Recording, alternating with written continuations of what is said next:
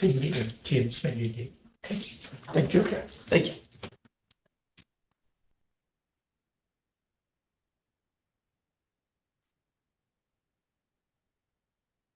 Yep. Good morning, everyone, and welcome to the Committee on Professional Responsibility and Conduct. I'll remind everyone that this meeting is being recorded. And Angela, I'll ask you to take the roll. Okay, Benola, Here. Bradley, Here. Brown, Shivers, Here. Guzman, Krieger, Here. Mark, Here. Mercado, Munoz, O'Reilly, Here. Poindexter, Here. Ravi, and Starr. Thank you.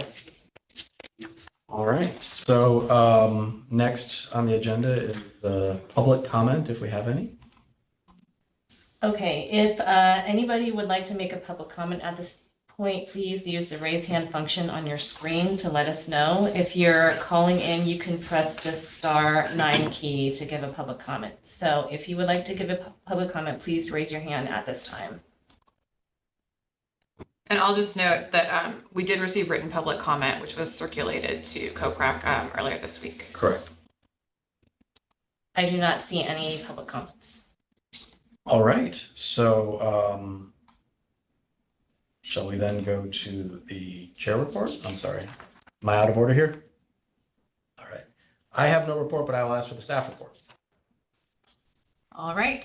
I will give a very brief staff report and then we will go to the minutes. So that was the only thing we missed here. And that is for those of you who haven't seen the media. As you all recall, when we were developing what is now Rule of Professional Conduct 8.3, there was parallel legislation that was pending SB 42. As you are likely also aware, after Rule 8.3 was approved by the California Supreme Court, that bill was withdrawn. And what was left is what was in Senate Bill 40, which is the State Bar's fee bill. And part of that was a change to the Business and Professions Code, which goes into effect effective January 1st of 2024. And that is Business and Professions Code section 6090.8. Which does a few things. It requires the reporting of very specific misconduct, basically related to federal crimes surrounding treason that are specifically enumerated in the statute itself. Also, just to point out that it has different threshold requirements and different exceptions than exist in 8.3. So the threshold for reporting is no's, as defined basically in Rule of Professional Conduct 1.0.1, it's pretty much the same definition as no's in our rules. And the exceptions are much narrower. So the only exceptions that exist are attorney-client privilege and participation in the Attorney Diversion and Assistance Program, which is basically the lawyer assistance program. So that again goes into effect in January.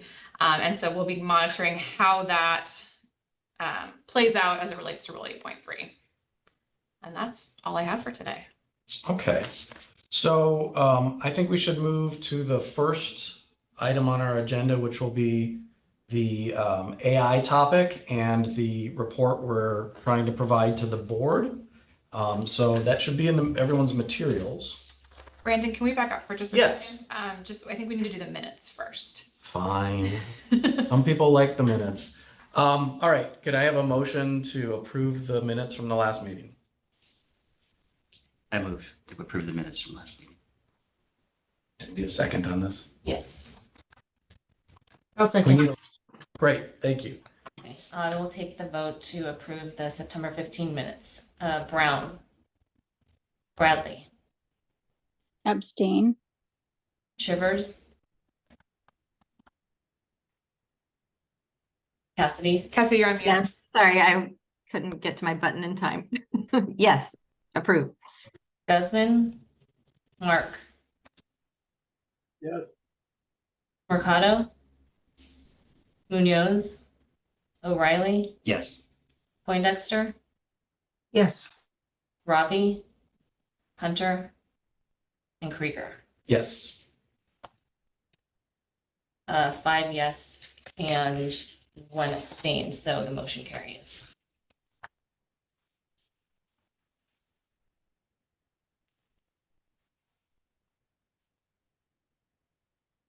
All right. Shall we turn to AI now? All right. So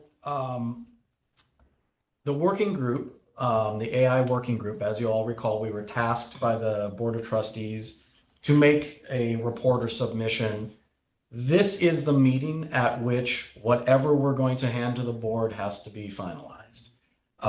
We have come up with a series of guidelines.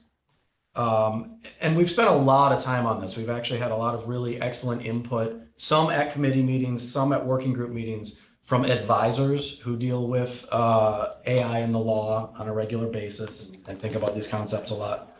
What we've developed is the chart of ethical duties and the application of those duties to generative AI.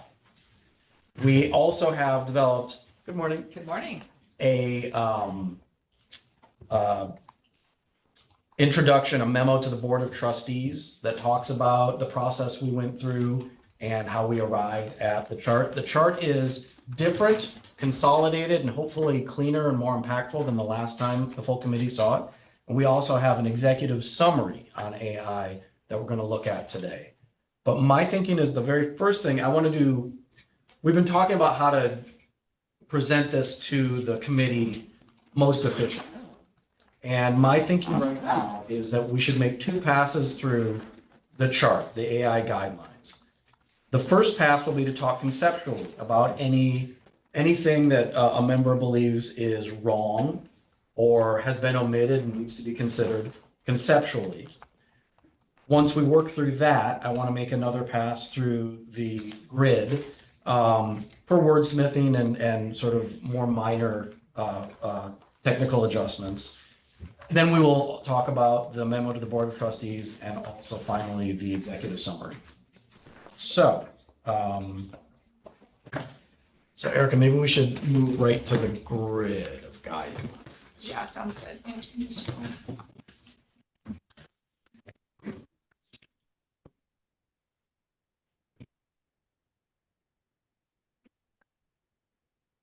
All right, so the first duties we're dealing with here relate to confidentiality. And this is one of the very challenging aspects, sort of having to do with the dual, there's a lot of large law firms are approaching AI at a very high level, very sophisticated analysis of it. And then we also have to have guidelines that apply to solo practitioners that may not really know what AI is or how confidences could be implicated. So we've tried to come up with guidance that will fairly apply to all categories of lawyers. And what we've done in this chart throughout is we start out with minimum requirements, right? Those are the disciplinary standard minimums. And then afterwards, we have another little subsection where appropriate for best practices. I'm staring at a screen. I don't know if I should be talking to humans. It's very strange right now. I'm going to turn this way. And then we have best practices, just practice pointers for people as to how to think about these things. So, the working group has spent a bunch of time on this, but we are welcoming all input conceptually on this. Attorneys have to be cognizant of whether information inputted into an AI is confidential or is shared globally or shared for the learning of that engine or in other thousands of gradations of technical differences. And Eleanor, actually, you raised really interesting points related to your practice about other cybersecurity protocols that I'm not even familiar with that certain practitioners are going to have to take advantage of as well. Our hope was that the language we've used here captures these duties for everyone. But I think what I'll do first is open it up to any comments on the duty of confidentiality section of our ethical guidelines. And just speak up if you have thoughts. I have some just question. It's not necessarily, and I don't know if this now is the right time to raise it. It's not related to the duty of confidentiality guidelines, which I thought looked good. But just the format here where we're doing minimum requirements, and then I think it's followed by best practices. It seems kind of inconsistent with the term guidelines, that these are supposed to all be guidelines. I just question whether we should be separating out minimum requirements and best practices. And I didn't think it happened with the duty of confidentiality necessarily, but some of the other ones, I think they were somewhat duplicative and overlapping. So it was a little confusing, but to see like it separated out. And I haven't seen that done before. I know some other bar associations have issued guidelines in connection with social media, and like New York, and in that situation, they're just a bunch of guidelines. And so if our intent is to issue guidelines, I think they should be guidelines. And if we're saying minimum requirements, it seems like it's more than just a guideline then.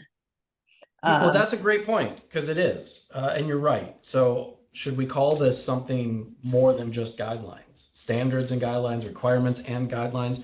Because we're obviously doing both here, which is unusual to, and we really wanted to make them distinct. We didn't want people to blur it and think that something that we're describing, because it's just a smart best practice, if you don't do it, you have necessarily violated your duty. So we wanted that to be really distinct as to what we thought was a best practice versus a minimum requirement. Sarah, do you think that changing the title of this to, requirements and guidelines or something like that would address your concern? Or is it more about we shouldn't be separating these out at all? Well, I don't know. I was just flagging the issue. I think it might be better to have it all be guidelines. If we're not, but at the same time, if the intent of the working group was really to create these kind of standards or minimum requirements, then I think we should just be clear in the title then, like you said, Brandon, and use a title that more accurately reflects what's being provided here. But I think as an alternative, you could consider changing it to guidelines and just not having these separate headings. And I think if we're going to have the separate headings, we have to be very careful in terms of what's falling under the minimum requirements versus the best practices, because not in this particular instance, but in others, I think there is some overlap. That's a great point. Maybe we should work through this a bit and talk about any instances where we think there might be a problem as to what's being described as a minimum requirement or a best practice. And then at the end, we can decide whether to collapse the chart or to change the title or where we're at, because I had not considered it this way before. I think that's a really good point. But maybe we should just work through the duties and see how it sorts out. That makes sense. I think too, just like a threshold question is whether anyone thinks that these are not requirements in the existing rules. Because I think, what we're trying to do is be as helpful to attorneys using generative AI as possible. And I guess my only concern with calling this only guidelines is that they may not think that they are required to act in a particular way if it's guidelines only. So just keeping that in mind as we work through this as well. If by calling it just guidelines, it may make the audience think they don't have to act in a particular way. I suppose we could address that at the outset. Right? Yeah, By saying, for well, sure. These are Yeah. styled as guidelines. Some of them may indeed be requirements. Yeah. We're obligated to. Absolutely. Do you think that risks confusion or? Yeah. Okay. Is Yeah. that I don't want anyone to hold this document up and see, oh, well, it's just a guideline about the duty of confidentiality, I can so I'm ignore it. good. Right. Right. So, just to explain what we've talked a lot in the AI group that most of what we're saying here is really generally applicable to technology, all technologies. We've been asked to talk about it in terms of AI, but that these are existing ethical duties and how they would apply to AI. We're not trying to come up with new duties. So we did intend these to be minimum requirements, disciplinary standards, and then beyond that, best practices that just smart lawyers should be doing that that go beyond the minimum requirement. That was our intent. And so we should examine each of these rules in the chart or duties in the chart and be really careful. As you said, like if there's anything we're describing as a minimum requirement that any member of the committee thinks is more aspirational, not realistic, or not really required by existing rules, we should talk about that in every instance and figure out how to address it. Because right now I would be leaning towards just retitling this along the lines of like requirements or standards and guidance, to chart what we've already done and avoid confusion. Hey, Brandon, Yes. I think Joel has his hand up. How can anyone, so only Angela can see that, or Yeah, can you see? Angela, let's let you call on people. I will, I'll let you know. Sorry, Joel. I can't see it. Okay, Brandon, you answered my first question, which is, we're not suggesting any new rules of professional conduct. Right. What you're really talking about are minimum requirements and practices for compliance with the specific rules or statutes that you've already called out in the first column. Right. So as long as, I mean, I thought minimum requirements, the only suggestion I would make is to say minimum requirements for compliance specific to AI. And I'm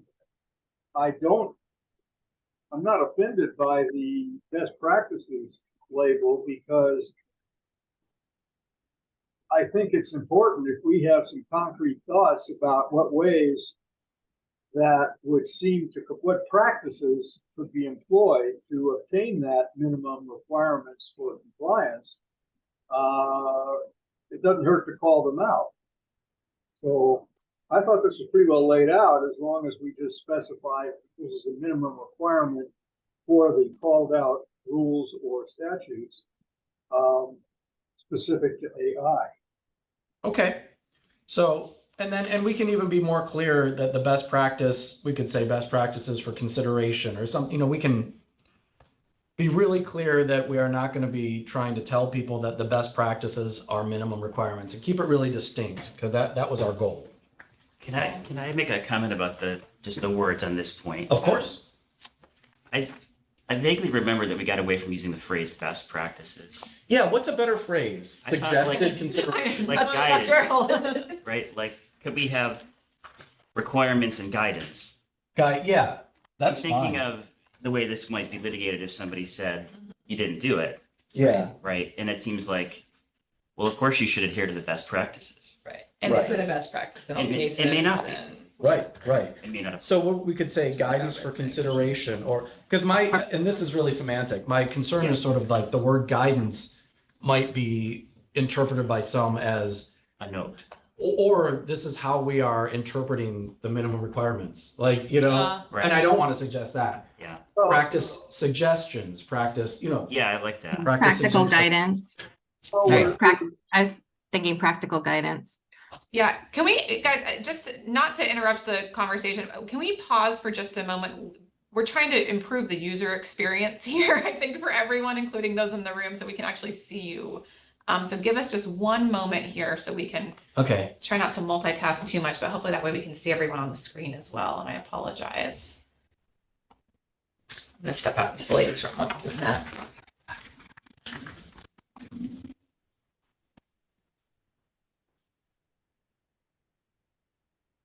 yeah, best practice, we should get away from that.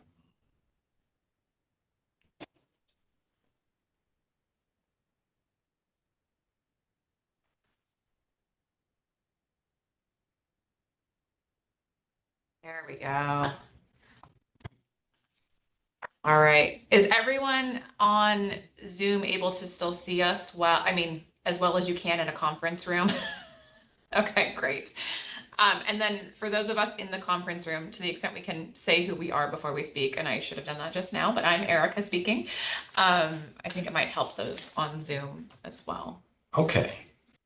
So I think we should, at the outset, we're going to change the title a little bit, something, relevant standards and guidance. This is Brandon, who forgot already to do the thing I was just told to do. And then we should, where it says minimum requirements, we should say minimum requirements for compliance or for ethical compliance, something like that. And then we're going to change best practices to practical guidance or practice guidance, something like that. And then On that last point, we are used to reading rules and comments. And maybe reference instead of, guidelines to comments.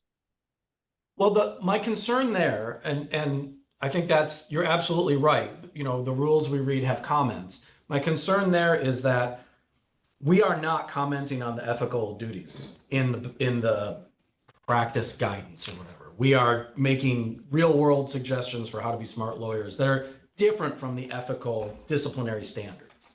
They're sort of above and beyond, or just being a smart person. So it's a little different from a comment. And I was actually thinking we can have a note before the chart starts talking about what our intent is with minimum requirement for compliance versus these standards that are just, pointers for people to consider in their practice and are not disciplinary standards. Just to really emphasize that, because we all know how this stuff can be misunderstood. All right. So does anyone have any sort of conceptual concern or objection to what we have described as the minimum requirements for compliance with the duty of confidentiality? So we seem to be generally okay with that. Maybe we should wait for Eleanor to return, because she has a very sophisticated practice area in this space. This is Erica. So one other thing as we're talking about this, so at the very top of the table currently, it says applicable authorities and then how to satisfy ethical obligations. And since we are distinguishing between what I have on my screen now is minimum requirements for ethical compliance and practice guidelines, should it say something else or say nothing at the top of that section? Ethical considerations? Or is that just too lawyerly and vague?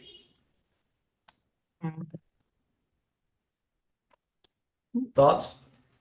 Well, if you're going to go with a sort of a brief definition paragraph, you could solve whatever you want with that, and then it really doesn't matter so much what you call the column. But I think if you do have that definitional paragraph, we should point out that everything in the following chart is relative to use of AI specifically. Yeah. So that this isn't looked at and somebody says, well, I'm not using AI, but do I have to do this? Right. This is Dan. This might be a more general comment too for all the chart, but one of the things that, the folks mentioned when we got info about this was the staggering rate at which these things are changing. And when we put things out, they exist on the internet basically forever. Right. So maybe we should make a note, something that's sort of a temporal limitation. That's a very interesting thing. So we talk about that a little bit in the board memo, how this is sort of our first step and this is going to be a constant topic. What kind of note would it say that this is something similar that to the world? So partly beyond that, which is this is our first pass, but the technology is changing so rapidly. Right. These may not apply in this way. Right. If technology changes, but this is the guidance as of now. I think that's a really good idea. And that would just be like a sentence above the chart. Right. Erica, were you able to capture that note? The gist of it, not the exact That's fine. language. It was gold. Okay, And so I just wanted to, on that point, this is Sarah, I just wanted to suggest that kind of intro that you guys are talking about to the guidelines, which I think would be helpful. There's something very similar in some other guidelines that I can try to forward to you, Brandon, after this call, that I think has great language. okay. that could be used in the intro on that. Sarah, if you want to send that to staff now, we can build it into the document for everyone to take Sure. a look at if you I'll do have it that. available. Thank Thank you. you. So Eleanor, when I wanted to wait for you to return because there seems to be no objection or additions conceptually to the minimum compliance requirements for the duty of confidentiality in this chart right now. But I wanted to give you a chance to weigh in because you have a much more sophisticated practice area touching on this than most of us. I have read it a few times and didn't Okay. have anything to add. I'll take another look at Okay. it now. Well, and we'll go back through and with wordsmithing discussion as Later. well. Yeah. So then I want to ask the same question as to the practical guidance portion of confidentiality. Are Wait, people comfortable with that? can I interrupt? Can you explain more about what Eleanor's practice is? I mean, not to pry, but Well, I I'd can't like, because I'll I'm get it wrong, interested in but- that. I'm interested in what you're talking about, and I'm not quite exactly sure. No, I wouldn't quite describe it that Yeah. way. So your confusion. It's my fault. No, We'll let Eleanor clean it up. No, I am an assistant general counsel for a large law firm. I was formerly at Paul Hastings. I'm now at Wilson Sonsini. We use a lot of technology. In my role at Paul Hastings, I also led the information security department, and we worked closely with the innovation teams and client. So we looked at a lot of this often in connection with using technology on behalf of clients, including disclosure, consent, risk issues, et cetera. We were constantly considering ethical issues with respect to technology. So I think that's what, That's all I meant. Yeah. Yeah. Oh, And, it's and, not specific to. and Eleanor is familiar with acronyms that I don't understand having to do with information security. So that, that's the power of acronyms. Are we see. talking about like the CCPA and the GDPR and all that? I mean, or are we not even that's not really relevant here? Or is that? I'm not, No. I'm not sure I which thought you acronyms you're referenced talking about. some but- of Oh, your the clients CC having- oh, no, I the- think Brandon's thinking of Oh, NIST. NIST, because there was a, Yes. There was a, Okay. okay, so yeah, standards, technology standards that are put out by the government to kind of give guidance for Oh, the Yes. use and of. what's an acronym? It's called NIST. I can drop it into the chat if that's helpful for you. But I think Cassie, this raises a good point that I think we're going to talk about as it relates to kind of the disclaimers at the beginning of the document in the overall document that in the executive summary. And we'll get to this later in the conversation, but we want to be clear what this document is and what it is not. And Mhm. so I think some sort of caution to the user that there are, intellectual property concerns, there's cybersecurity concerns, there's privacy concerns, Right. that this is an ethics document. And there you have to look at the Yeah. use of generative AI much more holistically, which is outside it, the scope, I think, of this committee. Right. I think some of where I think it bleeds a little bit is when we're talking about competence and really understanding the technology and how it Right. works. Right. So Yeah. that's where I see the key bleed area. Yeah. And it can be useful to look at these things like NIST is the National Institute of Standards for technology or for technology or something. They put out frameworks for cybersecurity and protection of data and things like that. It's not a regulatory body, it's more guidance. But a lot of organizations align their security to the standards in NIST, and they've got working groups that are addressing AI and generative AI and security issues with respect to it. So there's good information to educate us there. Okay. And my concern was, my practice area, I see a lot of attorneys who are not paying any attention to their ethical duties. And so I wanted to make sure the guidance would make some sense for them, right? But I wanted the guidance not to be somehow inapplicable or too clumsy for people that are already taking a really sophisticated approach to their confidentiality obligations in technology. So I just wanted to make sure with Eleanor that she was not spotting something that was invisible to me. Okay. So if we can move to the practical guidance section on confidentiality, is everybody comfortable with that or have any comments or suggestions? Okay. So then I want to move on to the duties of competence and diligence, which for purposes of this AI guidance, we have compressed into one duty because there's so much overlap that we thought existed that it was kind of pointless to address them individually. So So, yes. Sorry, I just wanted to go back to the practical guidance. So there's multiple rules that may apply. So I'm wondering if, for example, we should cross-reference rule 1.4 on the confidentiality, because you're going to want to make sure the client, I mean, when we get down to the duty of communication, you know, about disclosing to the client that you're using AI and the risks, that would include a confidentiality disclosure. So perhaps cross-referencing rules here as part of the practical guidance might be helpful. Did you mean in the See all- applicable see all- authorities? Yeah, well, just see also, you know, rule 1.4 or discussion below. Because you're gonna, Oh. you know what I mean? The guidance is gonna include compliance with multiple rules. Okay.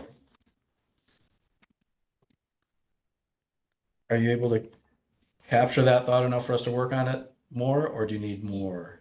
Well, I guess I have a question on it. So Cassie, are you envisioning putting that in, it sounds like you're not envisioning putting it in the applicable authority section because communications or 1.4 is addressed later in the document. Looking at how the confidentiality section is currently divided, do you think there should be a separate paragraph in practical guidance about a lawyer should communicate with the client about the risks of using generative AI for as it relates to confidential information? Or do you think it's really in the minimum requirements, or what was called the minimum requirements section? I guess, so I'll just say big picture. That's a good question. Yeah. Yeah. I mean, because yeah, so maybe I'm overcomplicating it. Well, I'll just say big picture. Everything in the guidelines is very interrelated. I think, you know, like Yeah. so we tried, Maybe- and I think. Oh, Go go ahead. ahead, Cassie. Sorry. No, go ahead. Sorry. Oh, I was just gonna say, I think the working group was trying to separate out the separate rule obligations as much as possible so that it wasn't a very repetitive document. What we started with seemed very repetitive. Yeah.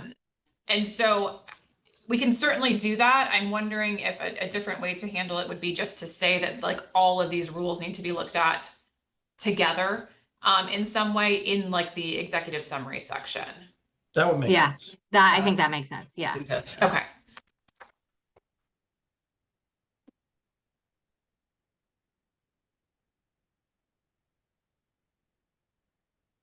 Shall we move on to They really do all inform each other, they do. especially the competence. Yeah. So the duty of competence and diligence, the collapsed duty of competence and diligence. I would like to invite any comments on the minimum ethical requirements section that we've drafted. Anyone think we're missing something or stating something incorrectly?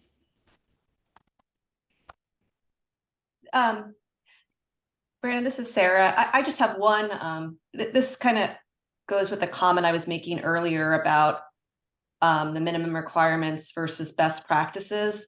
Mhm. This is one where I thought they were somewhat duplicative, what we were saying under each, and I'll let you know where, and just as a minor note, the second paragraph I think should be competence instead of competence use of technology. Yes. But the question, and I'll just pull it up on my screen, it's easier to see. In the minimum requirement, we say competence requires the continuous application of legal reasoning and analysis regarding all the potential options and impacts presented, including those that are included or omitted from or by AI tools. That seems, that's a little vague in my mind, and very, very broad. And then we kind of say the same thing, I feel, as part of the best practices, where we're saying use can be used as a starting point, but should be reviewed, analyzed, supplemented, and improved. Avoiding over-reliance, we talk about that as a minimum requirement, but then we also talk about it as a best practice, right? Take steps to avoid over-reliance. So this is one where I found it somewhat confusing and vague, what we're characterizing as best practices versus the minimum requirements. And in particular, the language I kind of read that the first line about the duty of competence, where is it? competence requires a continuous application of legal reasoning analysis. I think we need to be clearer about exactly what we're talking about with that particular sentence. Because it makes it seem as if the lawyer is required to, use all AI that might be appropriate, right? So Sarah, that's a It could great. be misread, I just feel. No. Because if it's subject to that reading, then it's important that you brought it up because that was not my intent. So I was in love with this sentence and I'm falling out of love.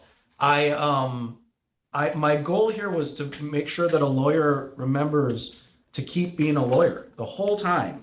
Yeah. And in my practice area, the lawyers I'm most concerned about are the ones that are going to shed themselves of all their lawyerly duties while they use AI to do their job for them, right? That was my big concern, and that was what I was trying to hit there. It wasn't that competence requires every lawyer to go analyze all possible AI solutions that could come into the representation, but if you're using AI, you are still, all responsibility still lies with you to consider carefully what options are being considered, to consider carefully the output. You can't just turn off your brain and rely on the AI. Honestly, that's the point I was trying to make, and I am wide open to better suggestions for making that point. And I do think that's sort of a disciplinary level issue, right, as to competence, that I fear a lot of people thinking they're doing their job by just over relying on these engines. Yeah, and I actually got what you were saying from a lot of the other stuff in the minimum requirements, Brandon, in terms of, I think the term application of trained judgment by the lawyer is still required. It doesn't eliminate that. That's important. And it kind of comes across with some of the other sentences. I just felt like that particular sentence was. Do you think that it should maybe just be removed? Do we think maybe it should just come out? Because if the concept is already clear, like you got to keep thinking and keep being a lawyer, right? If that's already clear without that sentence, and that sentence is vague or unclear. Yeah, because I Sarah, feel like the first sentence of this paragraph kind of gets there, and then the last sentence, the over reliance about exercising the trained judgment, gets to the same point. I see Daza has his hand raised, so he might have some other suggestions. Yes, Daza. Oh, you're muted. Sorry. You just said what I was about to say. So sorry, I should have put my hand down. Okay. So, well, should we take a vote on getting rid of that sentence? Does it stand without it just fine? Can we maybe say something like, is there anything in there that says that something like professional judgment cannot be delegated to the AI technology or something like that, or fundamental, so that's what I was thinking. What if that's the lead sentence? Professional judgment cannot be delegated to an AI and remains the lawyer's responsibility at all times. Something like that to kick it off. And then we can get rid of my bad sentence. Cassie, can you say it one more time? Well, I like the professional judgment cannot be delegated to AI. And whatever Brandon said. It remains the lawyer's responsibility at all times, something like that. Are we always, and it should be generated AI? Are we always saying generated AI before AI or generated? Generative. Yeah, Generative. Sorry, generative. Sorry. What did I say? Generated. Okay, so that would be the first sentence of that paragraph, and then remove the second to last paragraph, sentence of that paragraph. What about a lawyer's professional judgment? Yeah.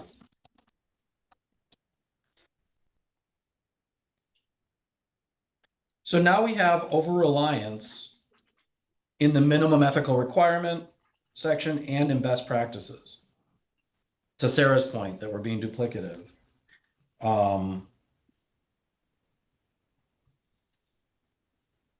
Well, maybe the question is it a minimum requirement or is it a guidance? Well, it sort of answers its own question because we're calling it over-reliance. Yeah, that's. We're not telling anybody how much reliance is too much, but we're saying over-reliance is not competent. Well, This is the toughest part. This is the toughest part about this, right? Yeah, I feel the way it's worded, it fits better as a best practice, because we're already talking about, you still got to exercise professional judgment as a minimum requirement. I think that's right. I think that's the standard for the minimum requirement. The over-reliance thing is the best. Like, I could see a case where a client says, hey, I've generated this, here it is, go use it. And you scope your engagement around that. You might consider it over-reliance. You disclose those risks and you do the work. Those things happen. So we would remove the last sentence of the minimum requirements because we're saying the same point in best practices. And over-reliance is a pretty vague thing to say as you're going to be disciplined if you over-rely, but we're not going to tell you what that means. Yeah. Other than we already said, use your judgment at all times, right? Yeah, I think So maybe that second sentence should come out too. Yeah. Are people comfortable with that? Does it? I see that hand this time. Yep, this time it's timely. I think I just wanted to share something I've been telling law firms and in-house counsel in trainings, and I'm not sure if it's too heavy or just right. But I'll share it for your consideration. I've been saying in practice, like if there's one thing to take away from this, it's don't accept anything that comes out of generative AI as is, but you're responsible to review every word, every sentence, all the implications of it as though it were your own. And then another time I said in LA last weekend, one way to do this is just look at the words that come out of generative AI and red team it, in the sense of assume it's being written by an adversary and that any one of those words could be designed to trip you up. And then, just like sort of prove it from the ground up. So I've been starting to put much more of a point on the way I'm trying to get this point across to people, and they seem to appreciate it. I'm not sure if that's appropriate guidance at this high level, as opposed to a tactical, pro tip for a mindset, but I just thought I'd share it. And people have responded pretty well because people aren't sure how to treat this technology yet or what it's good for. I think that is probably the best practical guidance, you know what I mean? Because it seems like those 2 points that you just made would be really helpful. I mean, it provides some teeth to the guidance itself, So I would suggest that we include in the best whatever we're going to call it, what Daza just said. And I actually agree, and I think it should maybe be the first thing we say, because we're kind of just re-emphasizing it in the other parts, that a lawyer should not accept. The best way to say it is that treat it skeptically. Yeah, Daza, I guess my question is, what is different with or how can we say what you just said differently or in a better way than what's the current first sentence of the best practices, which is they use AI as a starting point, but review, analyze, supplement, and improve? How can we tweak it? It can be used as a starting point, but should be reviewed, analyzed. Well, I like how you said it. I'm sorry. I like how you said that you review it as if it was your own, like basic, like basically it has to be, well, I like the tip, look at it as if it's the adversary's piece. But also, it should be edited like it was given to by an associate or something, like, like you can't just, blindly rely on it. Yeah. One possible phrase would be, and it's kind of implied, but it's not very clear, from reviewed, analyzed, supplemented. Those are all rather passive kind of verbs. Yeah. It could be maybe something like, deliberately accepted, or something where there's like a conscious decision, is kind of the threshold I was getting at earlier. And the only other thing I hasten to add is I love this technology. I think it's great. And what I've been telling people is even though you're going to take some time doing this step, you're still going to save time and generate maybe new ideas you wouldn't have had before, but don't skip this step. So I'm trying to emphasize to people it's a critical step, but not in a way that's, like poo-pooing this technology. That's all. Well, I'm going to now suggest that we abandon my prior approach of 2 passes through this because it now sounds dysfunctional, and let's come up with our sentence. Let's get our lead sentence here.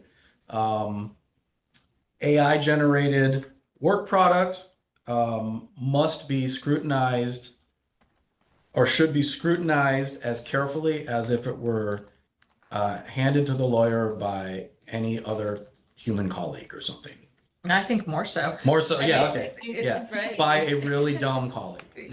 No, with no bar card on. Right. It's like- And well, yeah, well, as if the lawyer doesn't know where it came from, like, I Right. mean, I mean, that's the nature of the technology. It has to come up with an answer, right? Right. It's going to invent one. It's going to give you an It's- answer, whether so one exists or not. That's Yeah. the whole hallucination idea, right? So Yeah. you just, by understanding the technology competence, you need to understand its limitations. and well, how- maybe like, but- sorry. So Go ahead, give us No, one go second to ahead. get something on the screen. I was just gonna say, I like that sentence that was there, but it should be scrutinized with skepticism or something. So you must be carefully scrutinized with, an appropriate level of skepticism or something like that. Yeah. I think that's fair. critically scrutinized? What was that, Joel? Critically scrutinized. There we go. Critically scrutinized. Yeah. That's Like that that's better. good. Okay, Yeah. so the room has we have a screen the size of the people, so it's very hard for everyone in the room to I can't read that at all. Can you read it? No, because I'm Okay. writing it on my screen. Got So I'm just gonna read the sentence if that's okay. for Sure. the room. Okay, so what it currently says is use AI generated legal well, we got rid of use. AI generated legal arguments can be used as a starting point, but must be carefully scrutinized. They should be critically reviewed, analyzed, supplemented, and improved. I don't think we need to limit it to legal arguments, right? Because this tool could be Just used work across the, product. yeah, Yeah. So Yeah. AI generated, Content. just AI generated outputs. content outputs, yeah. I think we use outputs otherwise in the document, which is. I just have a recommendation for the second part of that. We say reviewed, analyzed, supplemented, and improved. I feel like we should add verified. Yeah. And ultimately verified. Should we lead with verified? They should be critically verified, reviewed. We could say critically analyzed for accuracy bias, but I mean, could go that path. Bias. Yeah, that's a whole new thing. I think bias needs to be in this section. I think we've relegated it to harassment and stuff, but it's broader concept. Okay, It is. Is It's it? and it's I all missed no. it. I'm Oh, sorry. okay. I'm agreeing with you. And I think one of the reasons that bias has been treated so lightly is because of the technical challenges in like I don't know how to judge an AI process in a Right. black box for where the biases are. I know that it's a terrible risk. And I don't, maybe you have some suggestions about like what would the practical guidance be? I mean, I think flagging the issue and leaving it to the lawyer to figure it out. Yeah. Like I could see that. What comes to mind for me immediately is like if you're looking at maybe a RIF or something in connection with an M&A Yeah. transaction, right? There's Right. going to be bias in the analysis. Yeah. If you're running it through there, and so you want to go to a like industry standard approach Right. that's going to be accepted by courts and maybe bounce it off and understand the that's a differences. great Like point. that's how I would Yes, approach something yes, like yes. that. So I don't know that we can anticipate all the ways it might pop No. up, but flag it. Yeah. And do you think it should be flagged incompetence? I Yeah. do. Because it's about, Analyzed for I mean, I would put it up. accuracy and bias. I would put it up even at the top where we say may include information that is false or inaccurate. I would say like, but False, inaccurate, or false or biased. biased. Yeah. Okay. Did you guys hear that? I know you're working on stuff. yes. Okay. You're doing all the work. It's just really challenging because we can't see it No, in that's the room. microscopic. Would it be helpful if we logged in so we had it on our screens for you? That would be very helpful. Do that? Thank you. What a good solution. Yes. And then you can actually see it. And you just go off mic, off camera, and then you'll be able to see it on Zoom. Okay, I think, do you have the top, Ange? Yeah, I'll sec. and we need to have the Zoom login handy.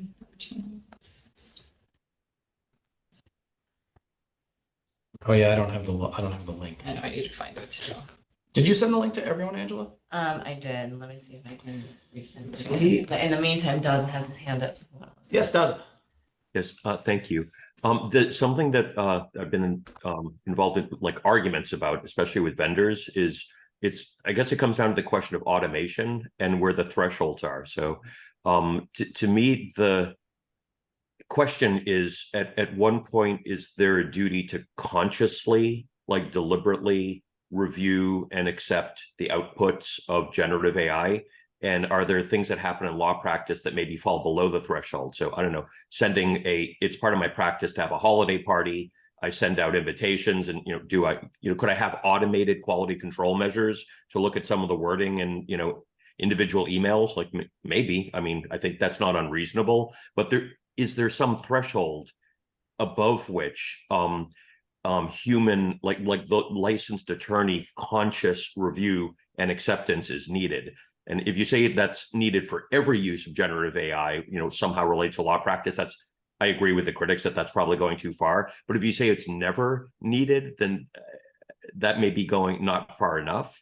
And I think that's sort of implied in some of this guidance, and it may not be something to determine today at this very meeting, but I just wanted to articulate that threshold with respect to automation that can create results without human review or approval. And when that should be allowed and not allowed with respect to licensed attorneys practicing law.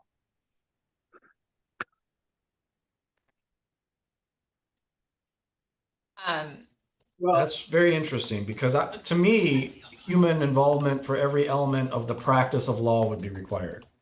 Shooting from the hip. I don't really care about the holiday party invitations and things like that, but the practice of law would require human input and review. Well, so I have a question. If let's say the output, you do carefully scrutinize it and critically analyze it for accuracy and bias, but you think it's perfect. And it doesn't need to be, sorry, Brandon, can you? Is that me? Oh, terrible person. Okay. What if it's what if you've read it critically, you think it's great, good enough as is? We are currently saying under just guidance as opposed to requirement, but we're currently saying that it needs to be supplemented and improved. Do you think we should say supplemented and improved if necessary? Yes. Okay. Just like if your associate writes a perfect letter, you don't, I mean, most partners compulsively have to redline it, but it's not ethically required. Right. Okay. in response to Dez's comment, I wouldn't eliminate anything from the advice that it ought to be reviewed and improved if necessary. Even the holiday party, you want to make sure everybody shows up at the right time. So, That's not really a Ethical duty. ethical Yeah. duty, right? Guidance. No. We're professional. I offer guidance, no exactly. input on how people manage Yeah. their non-legal life. I mean, it's a communication with a client, I suppose, but that's Yeah. about as close as I can get to a rule with that. Can I ask It's a not about question? legal This is advice. Dan about the scope of the over-reliance. One of the applications that we're seeing law firms start to use AI in is the type of thing that is sort of searching a database, for example. So you go to the AI software and you say, is there a lien on this property, right? And it produces a result. Do I have to go check that? Well, so that's such a great question because honestly, I think some of these databases, when you are using natural language searches, are already doing that in ways that I wasn't thinking about before this project, right? Right. And So this analysis seems to be geared toward appropriately, some analysis, some legal research type question. But a lot of firms are going to be using this technology to take a layer of like paralegal tasks out. right. And if I have to go back and check the database, what are we talking about? I'm searching an online database anyway. Right. And so this has been a real problem. I don't know what guidance to give for that to ensure competence. And we use things like this in massive document discovery issues too, right? Like all the data, the data database type software often uses AI versions of AI when you're asking questions and it's searching for things and you may be interested in this or you may, and I've never thought that is something that you need like a client's consent to use any differently than going through boxes, Right. Are we outside of the scope of generative AI with that though? Are we? I don't think Not so. anymore. I mean, we are. I'm sorry, excuse me, not anymore. If you kind of follow, Relativity and some of the other EDRM vendors, they're all touting, they're leaning into augmenting their services with generative AI. And what's really interesting to me about that, by the way, is there's a bunch of benchmarks. Some of you probably know in e-discovery for, whether it's catching things that are relevant or should be excluded based on privilege or what have you, or an NDA. In general,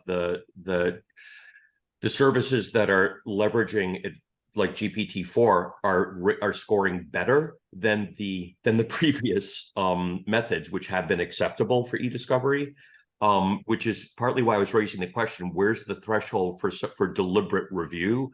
Because some of the pushback I'm getting, at least, is where people are already using the technology that doesn't require individual review of every decision as part of legal processes. Right. And so we don't want to disadvantage generative AI, but we do want to give good guidance with respect to using it. So I think it's a live question. I agree. I agree with everything you just said. The example I understood you to be kind of posing was querying a database and using technology to query a database. And I think if that's what you're doing is querying and returning, that's not Gen AI, as I understand it. So I think maybe that example would fall outside, but I think the answer might be the same in both cases, which is like, is there an accepted standard? Can you justify it? And courts have interpreted with e-discovery. We know there are accepted standards. There's a lot of case law on it. In most cases, that technology is better than human review. There's a lot of statistics behind it, and courts accept it.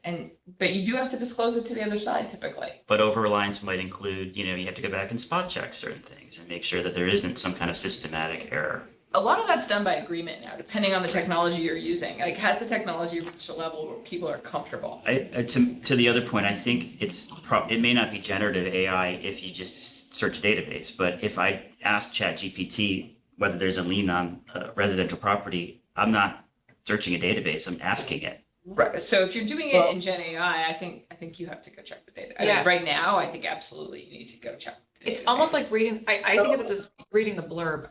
Oh, sorry, go ahead, Joel. Yeah, it sounds like what you're asking is, do we need to include the concept of verification in this laundry list of things you should do? And if so, to what extent? Yeah, that's exactly right. And I don't know, we have not tried to set a standard. I think the competence requirement might be different in every practice area and every application. That's the problem. Like, I'm not sure. Sarah, you have had your hand raised for a little while. Oh, you're muted. Sorry, this is one of my overall comments. I don't know if it fits here, but it seems to go with the discussion we're having now. I feel like somewhere up front in this document, we're going to need to define what we mean by generative AI. And give examples of what is and what is not. So that was just one recommendation I had based on this discussion we've been having. And it was one of my comments kind of just to the overall introduction here. But now that we're talking about it in connection with some of these standards, I think would be useful to define that term. And we can come back to that, but. So Sarah, that's a fantastic point that I think ties us in knots, unfortunately. Like, I'm not sure, Microsoft Word now claims to have generative AI in there when they give you, grammar suggestions and things. Yeah. And I don't think anyone thinks that is something we need to like worry about or talk to our clients about. I don't know where the line is when AI becomes what's concerning us. I don't know. And I don't know that we certainly haven't endeavored to define it here. And I will note that the board did not define it when they gave us this task. So I think it's a great point, and we would be so much more useful if we could define it, but it might be case specific, application specific. And I don't know that we're suited to explain it. Yeah, we might need to have some clarifications then, though, when we get to certain duties, like the duty to disclose the use of AI generated by, because that's kind of, to me, I was thinking about that, and there's so many, like you said, there's so many products now that claim to use AI, and I think it'll be confusing that if we're setting a minimum requirement when it arises. Sarah, that's actually, when we get there, that's my area of greatest concern here. Yeah. Because I don't know what it means. I certainly don't need to go tell all my clients that I use Microsoft Word, and I might take a suggestion on grammar. Yeah. But I don't know that we here today know, like, well, this clearly requires client, informed consent or something, but this doesn't. And it changes every day, and who knows what products will have claim to integrate AI tomorrow too. So I think a lot of this comes back to the kind of standard of understanding the risks and benefits, and then making a determination, like, are these important? Are they material? Do we need to talk to the client about these and get informed consent? right. Like, Right. And the ethical rules that we live by for all these other things use, the terms of art that Eleanor just used, like, is this material? And so attorneys will continue to have to make those independent assessments.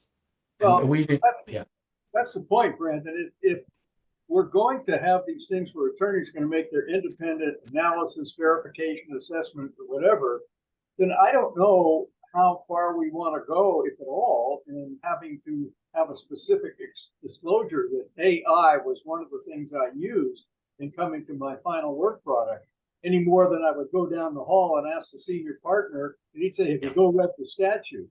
I wouldn't disclose that use. right.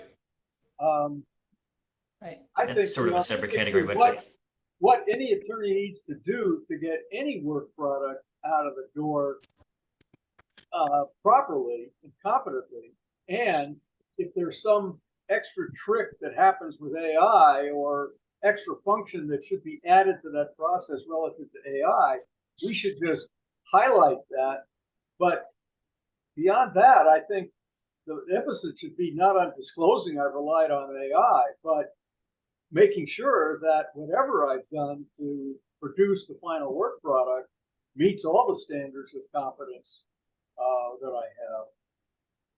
So I see Nima has his hand up on the screen. Hey, can everyone hear me? Yes. Thanks, Brian. I appreciate it. I first off want to say I really appreciate this discussion. It's very, great to hear so many people have such great ideas about this. This obviously continues to be such an important topic, and really appreciated hearing all of your comments. I just wanted to bring in 2 points because I think are relevant to the issues that we've been discussing for the last few minutes. The first is, in terms of kind of dividing the line at what is disclosable with respect to generative AI. The way I sort of think of it, kind of taking it back a little bit, is that if you're having generative AI do what ordinarily what would be considered quote unquote legal work or legal analysis, the practice of law, analyzing documents, concocting legal arguments, versus the Microsoft Word example, like giving me a spell check or thesaurus or whatever. I think that is a more kind of colorable dividing line. If the generative AI that you're using, or whatever AI you're using, is doing what ordinarily would be classified as the practice of law, that to me is, where if we wanted to take an effort to make a dividing line, that's what I would suggest, or something along those lines. And then secondly, I heard some discussion about database, review and kind of, I'm sorry, did somebody say something?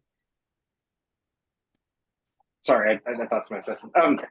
Like with respect to like database review, like I just know that like when I'm looking at Westlaw, I assume Westlaw is using some sort of algorithm or AI to like feed me the right cases, but I almost, there's never been a time that I've done legal research that I've not kind of, it gives me like, here's the relevant case. Well, I jeopardize those cases. I look at other cases that have cited those cases and cases that they relied upon before I come to the conclusion that I want to cite this case to the court and say that, hey, I think this is good law, or I think this is the case that governs the situation that we're looking at.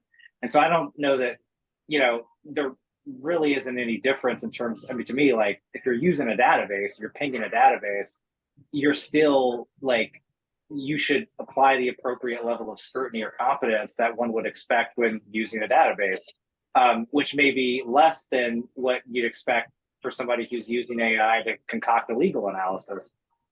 So I don't know. I don't know if that's helpful, but I do think that's sort of what came to mind for me. That makes a lot of sense to me. I just want to say, I think that again goes back to the sort of understanding the risks and benefits, and it's going to be different with a database or a database query versus ChatGPT.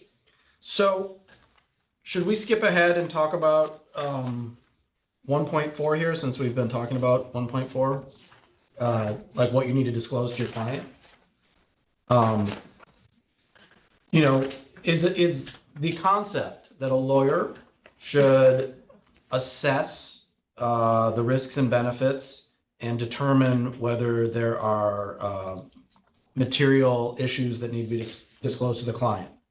That's a minimum requirement, right? Yes. And not a best practice.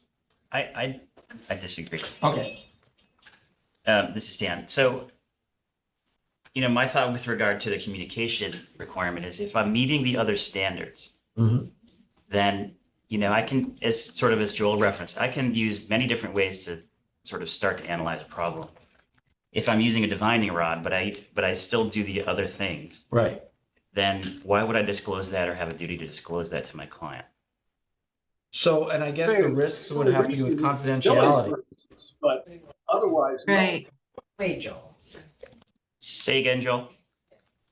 No, if you're going to bill somebody for a service, you got to disclose it so you can collect that cost. But otherwise, I don't think it needs to be disclosed because it's one of the tools any more than, you're going to confer with other lawyers, you're going to do whatever you do to get the final result.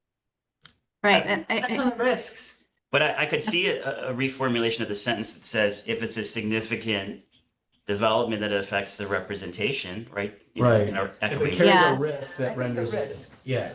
are pretty key. Maybe not the only concept to address. Right, but so the other thing that I had a hesitation about this is there's nobody probably in California who has that in their fee agreement today. True. who has What Who has about this disclosure in the fee agreement today. disclosure of using Gen AI. Right. Yeah, so if that's a requirement, Everybody's screwed. Yeah. yeah.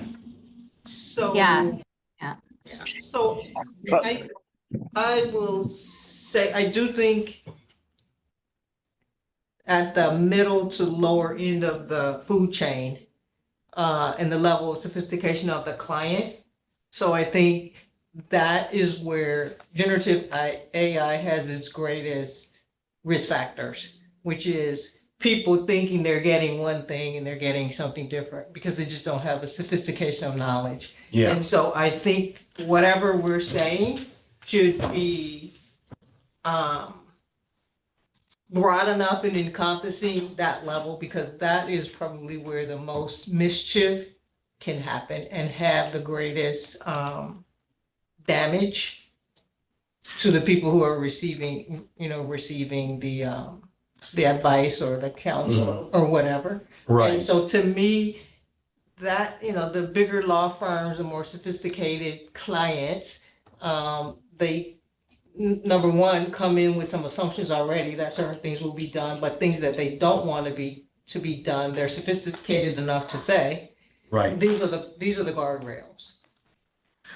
And so I think that is the difference of this tool, Right. this technology from all the other ones, is that this one has the potential very easily to just go off the rail. Well, I do think, now I agree with that completely, but I think the point Dan made is really interesting, because if you are complying with all of your other ethical requirements, you're ensuring confidentiality and competence, what do you need Verifying, to checking. what do you need to disclose to your client about it then? Erica? I mean, it might be a best practice Right. to do that, but I don't think that the rule requires it Right. in every case. So what if the minimum requirement is just considering if you have communication obligations based on a host of factors? Including the risks. Including blah, blah, That's a blah. good idea. Sophistication of parties. It's just you have to make an independent determination based on the facts and circumstances. And then the best practices or guidance is everything that we're discussing here. And I do think, to Joel's point, we may want to, I'm gonna contradict myself. We may want to say in the fees section that you need to that's where disclosure of AI may need to occur if you're billing for it. So we have something in there right now that says you can charge for prompt generation and that type of stuff. Yeah. So to the extent we are saying, to the extent you're billing for prompt generation, it needs to be disclosed. But beyond that, maybe you don't. So that's have to. interesting. I don't know that it does, because I don't know if I talk to my colleagues or read a treatise, the actual hours I actually spend working on the case are billable. And that's true with prompt generation too. What I'm concerned about is truly just fraud, right? Right. Well, this motion takes 8 hours. And now that ChatGPT is getting it out in 40 seconds for me, and I spend 20 minutes tweaking it, I'm going to bill 8 hours. But that's not a communication problem. And it's not an AI problem, it's a fraud problem. No, it's not. Right, but I want to touch it just because it's one of my pet issues, but maybe it doesn't belong here, Well, and a headline that I read, this goes to sort of Raquel's point, was, and it just came up in the last week or so, which is a client making the claim that he had ineffective assistance of counsel because his lawyer Right. used Right. this to generate part of the closing argument. He didn't know that was happening. Had he disclosed it, he would have had a better argument against legal malpractice. Right. But it isn't required, in my opinion. No, and it needs to be judged like, was it- 1.1 is not, does not require disclosure. It requires doing something. well, and the issue is, was the closing argument that they're claiming was ineffective assistance of counsel, what was the quality of the argument? If it was garbage, whether it was AI or not, it's ineffective, right? And so, but if it's a requirement, then the client's like, well, you violated it. Yeah, so I get to do over. Yeah. Okay. All right. Okay, so as far as language for this section. And Erica, just following up on your point, because I was going to raise the same point you did in terms of, it's really a fact dependent situation, whether disclosure is required. But this is, if we look at all the cloud computing ethics opinions, each of those kind of reaches that same determination. There's not kind of a strict disclosure requirement when a lawyer uses cloud technologies, and it really depends on different facts. And some of the facts relate to the type of confidential information that's at issue, or here how the AI is being used. And so it's really, I was just going to say it's, I think some of our opinion on the use of cloud technologies might be useful here in terms of the disclosure requirement. Can I just say something to Raquel's point? You're talking about your clientele who may not be so sophisticated in this particular area. Why not just include, and this may not be what we're talking about right now, but it just came to front of the mind. In the engagement letters, why not just include that you're using AI? So at least the client knows that that's what they're going to be, that could be part of what you're doing. So I think that's just fine, except for the fact that we still haven't defined what AI is. And I thought Nima's Everyone's doing it. Yeah, and Nima's point was really interesting. The idea that the traditional lawyer functions are going to be supplanted and AI will take its place. That might be a good thing to disclose as a best practice. If it's still going to be reviewed by a lawyer, I don't know that it's a required disclosure. And then at what level of use of AI must it be disclosed? Because I mean, I'm told that like Outlook is now sorting emails using AI. I don't know if that's true. People like to advertise, say everything's AI now as well. So that's the challenge I have with a sort of general disclosure requirement, because I don't know when it's triggered and I don't know how to tell an attorney when it's triggered. But to that point, figure that let me just say this, but to that point, if you're unsure and we know that there's a possibility that it is, then why not just include it in there? Then that way you have your bases covered. Right. Well, that might be a best I think it's a good practice. idea, but Right. if AI is going to be what we think it's going to be and what it's promised to be, which is to be something of an ever improving benefit to our practice and to our clients, I don't think we ought to be having as a guideline that we recommend that it currently has leprosy. I don't know that it needs to be disclosed if it's something terrible or out of the ordinary. Our requirement is that we don't use it unless we've satisfied that it's correct using our own individual competence requirements. So I'm going to call on Nima real quick. I think he never put his hand. Oh, Nima, is your hand still just up, or do you have a new comment? I don't know. Okay. No new comment. I don't know why my hand is still up. Sorry about that. So I was for those of wondering. you I that was can wondering why my arm see was it- hurting. I don't know. Right. This is Erica. For those of you that can see it, staff drafted some possible minimum requirement and best practices language. Can we try resending? Let me chime in on the non-attorney side of this table, which I think would be Vakita and myself. And I do believe, like, just in a standard non-attorney engagement fee consulting, you should say generally, these are the type, if you know what you're gonna do, then you should say it.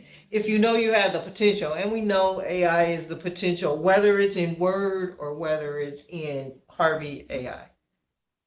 That there's the potential that, that we may use, the tools we may use, Westlaw, generative AI, whatever, ever. For me, that's a standard you should hold yourself to. And I have to Absolutely. tell you, I'm not understanding the resistance to it. I'll speak to it a little bit. I think I could imagine, I could come at this from a couple different ways, but I could imagine, for instance, including a standard engagement letter. If we use technologies, including AI, this has nothing to tell my client how I'm going to use it, the risks associated with the use. And I could see them just glossing right over it, not catching it, and us introducing quite a bit of risk.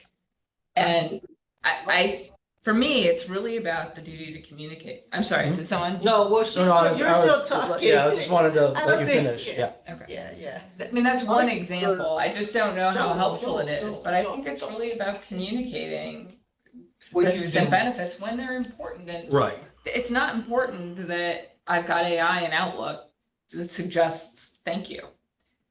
Yeah. It's not material. It's not important. If it's scrubbing my email Right. and putting my client's data at risk and stealing that data and using it to process and train an engine, that might be important. So, and I'll just say, one of the concerns I have with just throwing stuff in an engagement agreement as a disclosure is what I see in my practice is like, I'll see stuff that'll say like, oh, we may or may not represent clients adverse to your case right now. You're good with that. Like, Right. there's no actual detail. It's not it's ineffective. It's not a disclosure of things. It doesn't tell a client anything the client would need to Depends know. on the jurisdiction. So, right. I know my argument is that it's not effective. So, and I would be afraid that, every standard fee agreement would say like, you consent to us using AI, which doesn't tell people like, oh, does that leak my confidential information? Does that mean you're not?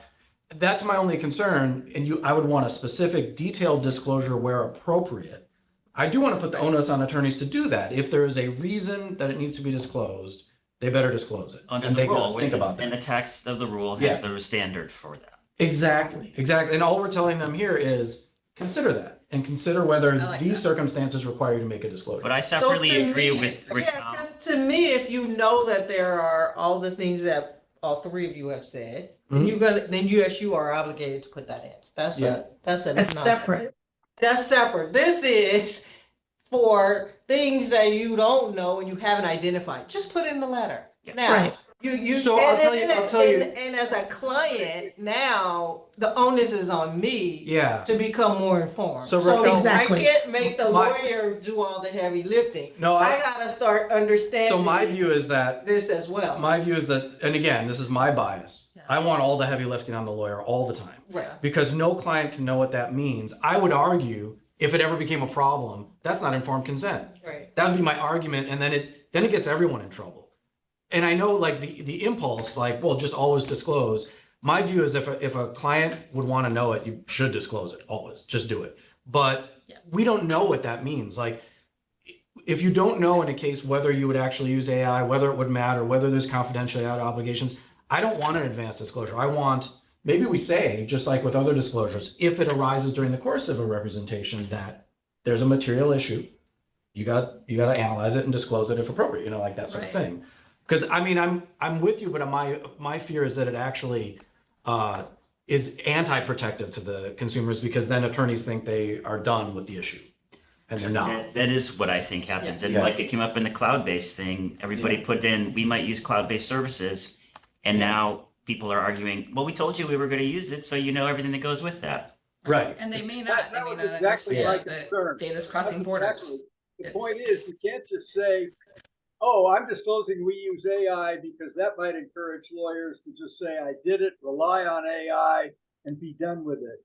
If you're going to rely on AI or Westlaw or the book in the library or the senior partner who's down the hall, you still have the obligation before you sign your name under Rule 11 and other federal court and other places to have verified the accuracy of everything you're setting forth in that communication. And if you've done that job, the fact that AI was one of the tools that you used is not a significant event in the representation. On its But on the own, flip side of there may that, be Right. other can I risks just say something? presented But on the by it. flip side of that, to what Brendan was just saying, there has to be something that if you decide to use it, where you got to come back and say, okay, this is what we're going to do, and then be able to have, well, maybe it wasn't Brandon. I'm not sure, the gentleman in the back. If this is what you are going to use, there should be something where you present to the client to come back and say, hey, there is this possibility that we're going to use AI in this particular situation. So at least the client is aware that that's the process that you're going to take. So if you don't So- want to put a generic statement in, there has to be something that you are notifying your client that you're going to be using this. So Because- I want to just raise, because to me, there's two worlds of potential concerns about AI. One is, is the attorney still doing the attorney job, right? And then the other is potential breach of confidentiality. And to my view, and I don't know if this is everybody's view, if you are maintaining competence and doing all the things that you're supposed to be doing, I don't really think it's anyone's business how I get a good result for the client as long as I'm doing my job, whether it's AI. That doesn't address confidentiality. My biggest concern is you better disclose if there's risk of leaking confidentiality and get your clients buy-in on that. But I don't know if other people agree that you are allowed to, meditate and chant if it gets you a good work product, just like you can use AI as long as you're not risking anything to your client. I don't know if you can bill for that. Right. Yeah. Chance, I like that, Yeah, Brandon. that's my analysis, right? Sure. I'm curious, Daza, maybe can you help us out? Oh, sure. What could you just scope that to Well, something I just- can answer? Well, this whole dialogue we're having on how much should be shared, sophistication of clients, so I think we've sort of covered the landscape of it. I'm just curious as someone who in the expert arena on the subject, what you might say. Thank you. I'll just share what I've been thinking, which is two thoughts through the conversation. One of them is It's a sticky issue. And I assure you that in previous similar work with the MIT Task Force on responsible use of generative AI for lawyers, we still haven't resolved it. We have an asterisk under that proposed principle asking for feedback, and the feedback covers the waterfront, from people saying there should be like very detailed disclosure to folks that think it's a non-story, and everything in between, with kind of like, and so the other thing I'm thinking is that I'm getting pinged by Florida bar people who have a proposed advisory opinion on this very issue, and it might be worth reaching out to them to see how they're looking at, and also they have public comment coming in right now till November 30th on what the consent and disclosure rule should be with respect to using generative AI for law. And then I guess part of that, I'm in the middle of a LinkedIn thread on the Florida rule, where some people are sort of asking, like, will we see this come up the other way, where lawyers start, once we finish the proofs of concepts and deployments of this next generation of using generative AI to really supercharge certain types of legal processes, will people start saying communications that are maybe going too far, saying like, listen, you should come to us, we're better, we use generative AI. So like a different facet of communication. So anyway, those are the things rattling around in my mind in this conversation, and I don't have an opinion about what the right answer is. I think it's a tough We're going to question. get malpractice cases for not using AI. Yeah, right? exactly. So we should call on Sarah. Sarah's had her hand up a long time. Her digital hand is getting tired. Sarah. Sure. I just had one suggestion. I like the edits that have been made throughout this discussion to the communication minimum requirements and practical guidance. I had one suggested addition to the practical guidance, which is just to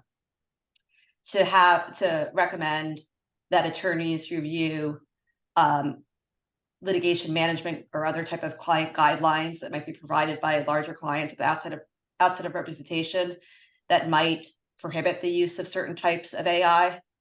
Because I think a lot of kind of management guidelines are starting to address the use of AI. So that's something that lawyers just should be careful to review and make sure they're complying with them. That's really interesting. Is that, Sarah, is that better suited or differently suited? Is that like a scope of representation, like allocation of authority, that type of a 1.2 issue, or is that like a 1.1? I don't know. I don't know if that's it's communication from the. Yeah, that's a good point. I don't know where it best fits. Yeah, it might not. Well, since it's an obligation in the representation, like it's a restriction on the lawyer's representation, right? Yeah. By the client. By the client. So is it I don't know if it's a 1.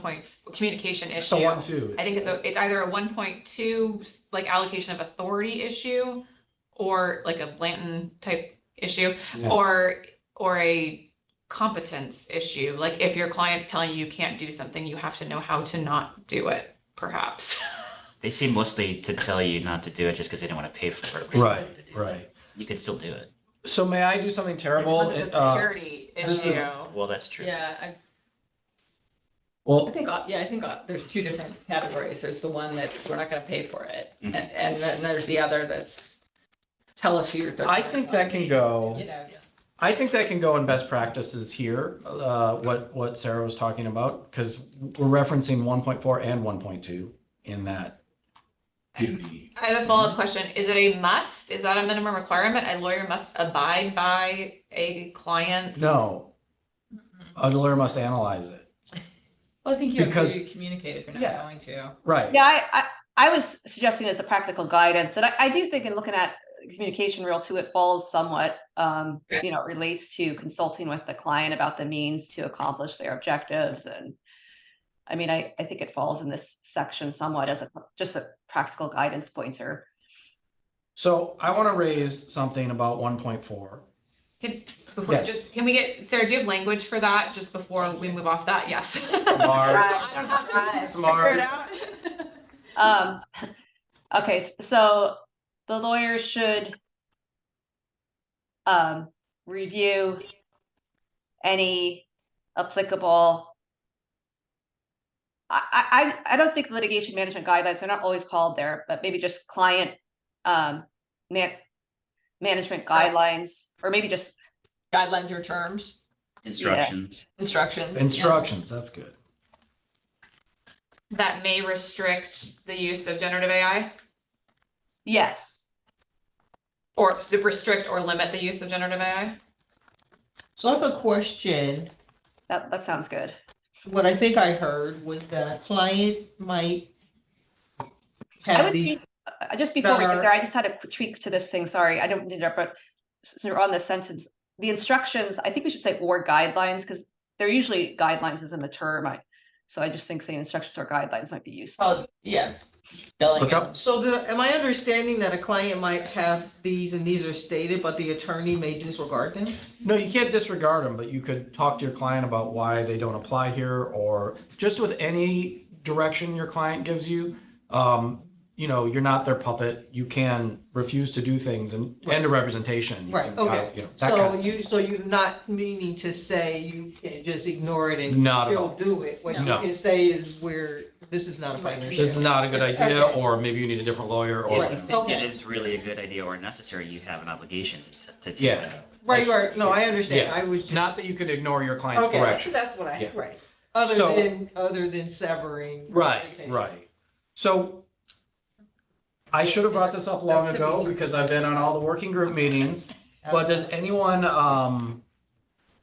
think that Rule 1.4, we should have a statement that when a lawyer communicates to a client, if they're using AI to generate the communication without human input, they have to tell the client? Because this is my thing. There's We talked there's about PI it. mills that are just going to be writing to clients and saying like, hey, I think you should do this and that. and blah, blah, blah.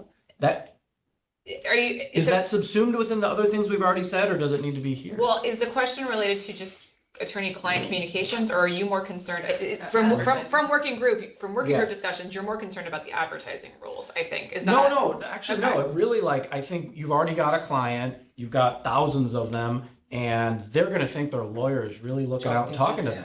But they're not. It's just like, oh, you've got a hearing coming up. Yeah. You know, There we're are in this together. bots out there that Yeah. will give Yeah. status updates based And on I just think that should be like, now there's that chatbot law Right. that says you have to disclose you're a chatbot under certain circumstances. But I think an attorney should never be able to give a client the impression that that attorney is communicating and paying attention to that client when it's just an AI. It's always goes hand up, I think, as it relates to what you're saying. Yes. Does it? That sounds like a good idea. You mentioned the chatbot law, which is the first thing I was thinking. So arguably there is a requirement for that, although it's in chat versus email, but I think that's a distinction without a difference. The other thing is if you read the OpenAI terms and conditions, if I remember correctly, there is a requirement to disclose when the content was generated, by generative AI. And, in particular, that would be so if it was entirely generated and there's been no edits or anything, it's just going out. And so it seems, and that there's a lot of federal legislation too, several acts that would impose a disclosure. So it seems like, the body politic agrees it's appropriate to disclose to third parties when they're receiving something from generative AI. I also think it's a best practice because I would be more forgiving of something that came out with a weird little error if they said this came from generative AI, and I still might contact them. But if I didn't know it came from generative AI and there was a weird error, I'd assume they were incompetent people. Right. Well, So- it's not all nefarious uses of this. I mean, some of it really could be client protective. It's if it generates every time you calendar something, it sends a notice to the client. Right. Yeah. It could be good. Right. As long as it As says long that as it's it's from a disclosed. robot. As long as So it do we want to says- put something in 1.4 here as an ethical requirement that says Yes. communications to a client? You don't think so? I think they're misleading, yes. I think we should avoid misleading. So here's my It says it's here's my misleading by its pose. nature. Yeah, that's what I'm But saying. I Is don't it think it misleading is. always to make a client think you're paying attention to them when you're not? If- Is it? If you're sending a Same thing, docket yep. alert, I think, You could say this is auto-generated. Yeah, you can do well, something. but the Does solutions that add don't value? do that right now, and I don't see how it adds value. And so now Okay. you're spending a ton of resources So then now do we revising go things that are to already happening all the time. right? So, but what about the more But creepy? if it's use? misleading, and I've got an auto-generated email saying, "Hey, dear client, we did blah blah I've been blah." thinking about your case. Right. Yeah. Totally agree with you. There. So What do we say? Well, this already is on websites for, say, PI people. If you go to one, a bot comes up and it looks like someone's talking to you, but it's not, obviously. Yeah. So it's happening already. Well, most of them now do say this is a something. Yeah. Yeah. So to me, what I think we're trying to do is set a framework in an environment with a technology that doesn't exist. And if you're too loose, it's hard to pull it back. And we've seen that with social media. Yeah. Right? It's hard to pull it back because people say, well, we've already been doing it and we've established it. And so to me, yes, it has a lot of potential for greatness. The challenge with it is just simply that it's not human. So it does things that humans wouldn't do. I mean, that's the reality. And so it's the responsibility of the profession to use it like they would use a book. And that is, if you do research, Right. make sure you pull the So proper do we thing. want to say? So to me, Yeah. we should be saying, I don't care if everybody is doing chatbots. As attorneys, no matter what it is, Right. they should have, and it's not gonna be some onerous task. Yeah. To put in their communication, this is auto-generated, It this could be is onerous, whatever. It could be It could because be. you know some of these Well, dockets if will it have a could trillion. be, You all will figure it out in the No, billing cycle. You'll figure it out, you'll figure it out. You'll figure it out. So Vikita has her hand up first, and sorry, then I'll go after. Yeah. But even with the bots, even with the bots on, when you log into a website and you want to auto chat or whatever pops up, you still have to accept it. So there's some type of notification saying that you're agreeing to this. So I don't understand why this is so challenging with, if it's something that you're going to do, just communicate it with the client and let the client be the one that determines whether or not they want to allow or and I don't even necessarily know if it's allow, it's just more of informing them that this is what these are some of the resources that you're going to be using. I don't think you got to be very specific and very detailed, but I do think that as a client, you would want to know what your attorney is doing. So I think the challenge here is Let me just say one more thing before you Yes. answer that, before you say that, because what we're talking about is the fear of the unknown, the lack of knowledge of what this is all going to include. Some of your clients are going to be extremely sophisticated and some are not, right? Some are going to, 90% of the people don't read the engagement letters, they don't read the documents or anything like that. They just want you to come up with a result and fix their problem, right? How you do that, they really don't care. So I think when you're utilizing this though, because it's out there, everybody wants to know about it. You have your confidentiality piece in it. So just putting, letting them know that if you don't want to put it in the engagement letter, letting them know that these are potential resources that you're going to use to help benefit their whatever case. I have a question about that, about the benefit. And that is, if I can generate a rough draft of a letter, dictating it in 15 minutes or a 0.3, and I can generate it with generated AI in a minute, when I disclose that I'm using AI, do I have to disclose the economic consequences to the client that I'm going to bill them 3 times as much? Or the They'll first bill them 3 times as much. No. No, I don't think you need to understand disclose that. I think that, what I was going to say is I think you just need to be able to let them know that these are what you're going to do, right? That you're just using AI. Go ahead. Oh, I just want to turn everyone's attention back to the rule itself. So I think this changes the obligations under the rule. So to the extent it's a minimum requirement, I think this is a rule change. At least that's my reading of 1.4.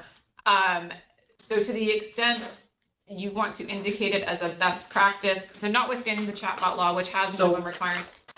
So I guess I'd be curious as to where this fits in 1.4. What is it that you think is a rule change? Just so I'm clear on. Required disclosure of automatically generated, AI generated communications. I don't think there's anything in the rule. I actually would say comment 1 says the opposite of what we are saying. So yeah, and that's why I brought it up as I don't think docket alerts and reminders. I'm not talking about that. I am talking about an email that communicates to a client that will give the client the impression the attorney is paying attention to that client's case. Can't mislead your client. That's the But mistake. is that Use but it in is a that misleading misleading? way. Well, I think It might be. you go back to reasonable standards and things like that. but I Right, think- well, I so, think we- but do we say anything about it then? Because Well, is can it a be best the practice? I think The it's a To best say that practice. any communication Yeah. that would lead a client to believe that an attorney is paying attention to them when they're not, something like, Well, if it's misleading, then it's already then it's prohibited. right. But That- your that's question my view is, too. the difference between the two of you appears to be, you think it's always misleading if it's generated by a bot. I don't care about calendar, so this is the challenge, That's the right? Like, I issue. take Eleanor's point completely. I don't like, hey, don't forget your hearing on Tuesday. I'm cool with that. Right. The real value of your case lies in the economic blah, blah, Totally blah, like, different. boom, that's coming from an attorney. Let's say it's totally competent, but the attorney didn't write it. Is That's that delegating inherently professional misleading? judgment. Did they That's exercise not their ma- yeah, independent that's not judgment? meeting all Did the they other meet all the rules. obligations? If What did they you say, did, Cassidy? It's fine. I said that's delegating professional judgment to the if they AI. didn't That's a perfect exercise example of that. If they did. Did you guys hear Cassidy? So Cassidy, what if you just tell AI, write a letter to my client telling her to settle her case because it's not worth as much as she thinks it is? Okay, And I use and my then professional you, judgment to That's get okay. there. You gotta look at it. no, As that long as was you not, Yeah. Well, if you look at it, I don't care. Wait, Cassie, go ahead. Wait, Cassidy, yes. yeah, Thank you asked me a question, then you answered it. Who did? No, I didn't think, answer. I'm kidding. I think that, yeah, if you say, generally say, write my client a letter about the value of their case and, plug in some level of data, and then you plug it in, and then the letter just goes out as is, that's delegating your professional judgment. That's doing the exact opposite of what we are, advising them to Right. do under the competency rule. So if you do that and then you look at it and you review it and you edit it and then it goes out, I don't think you have to disclose AI was involved. I But totally I- agree. Absent some other issue. Do Yeah. we think it's Absent worth some saying other- anything about this? I do in the best practice because you are definitely gonna have high volume practices who don't look at it. Or Right. they'd be inclined. And we gotta not to. tell them, come on, So Look if at they it. look don't, at it. Right. Yeah. well, they have to, but And if you don't look at it, you could be misleading as well. yeah. Is this, maybe it needs to be a best practice, but is this better tied to the responsibilities regarding non-lawyer assistance? In the sense that you are delegating work? And if you're not supervising it in some way, Oh, I see They're that. so overlapping, yeah. I would, for me, it falls in 1.4, best practice. Doing. That's where I would put it. I still agree with Erica's original point that it's, you just need to comply. Is it a significant development? The use of the AI, is it a significant development in the representation? However, evaluating the factors that I think, we're starting to list there. And then if it is, that needs to be disclosed. I think it's really hard to provide.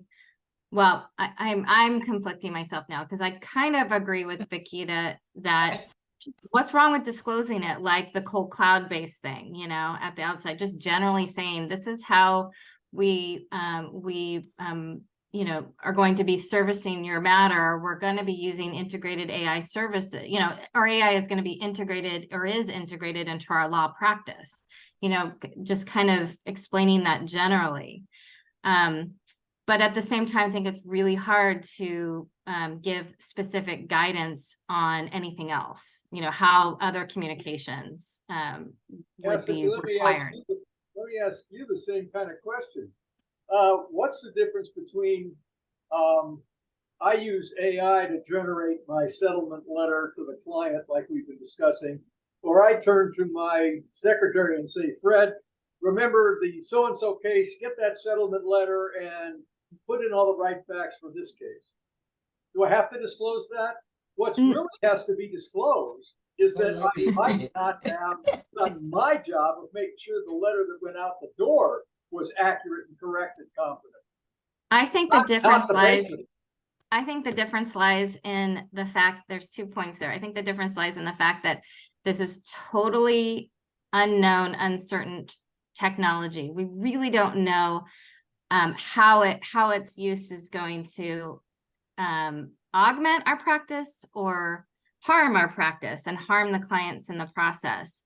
And so at this point, and because this is my second point is that because this is sort of an evolving set of guidelines, I think at this point, disclosures might be required. Maybe we'll get to a point where AI is just routine like a secretary and we know exactly how it fits into the practice. But we're not there. And so Right. at this, I don't Yeah, think we're so- there with all uses either, though. That's the challenge. Where you have to kind of go back to fundamental principles, I think, with risks and benefits and, is it important? Is it a significant development? Do you need informed consent? You need to do that analysis, because I mean, we've gone to the example a bunch of times, but thank you and your Outlook prompt doesn't, Should we I don't do- think it needs to be disclosed. To me, that harkens back to the bar taking position. You have to disclose the use of email. So if this were a normal CoPrac project, I wouldn't do this. Okay. But this is the last day we get to talk about this. So I'm going to suggest a straw poll on whether we think there should be a blanket disclosure obligation or a best practice, or we evaluate what a specific analysis of material risks.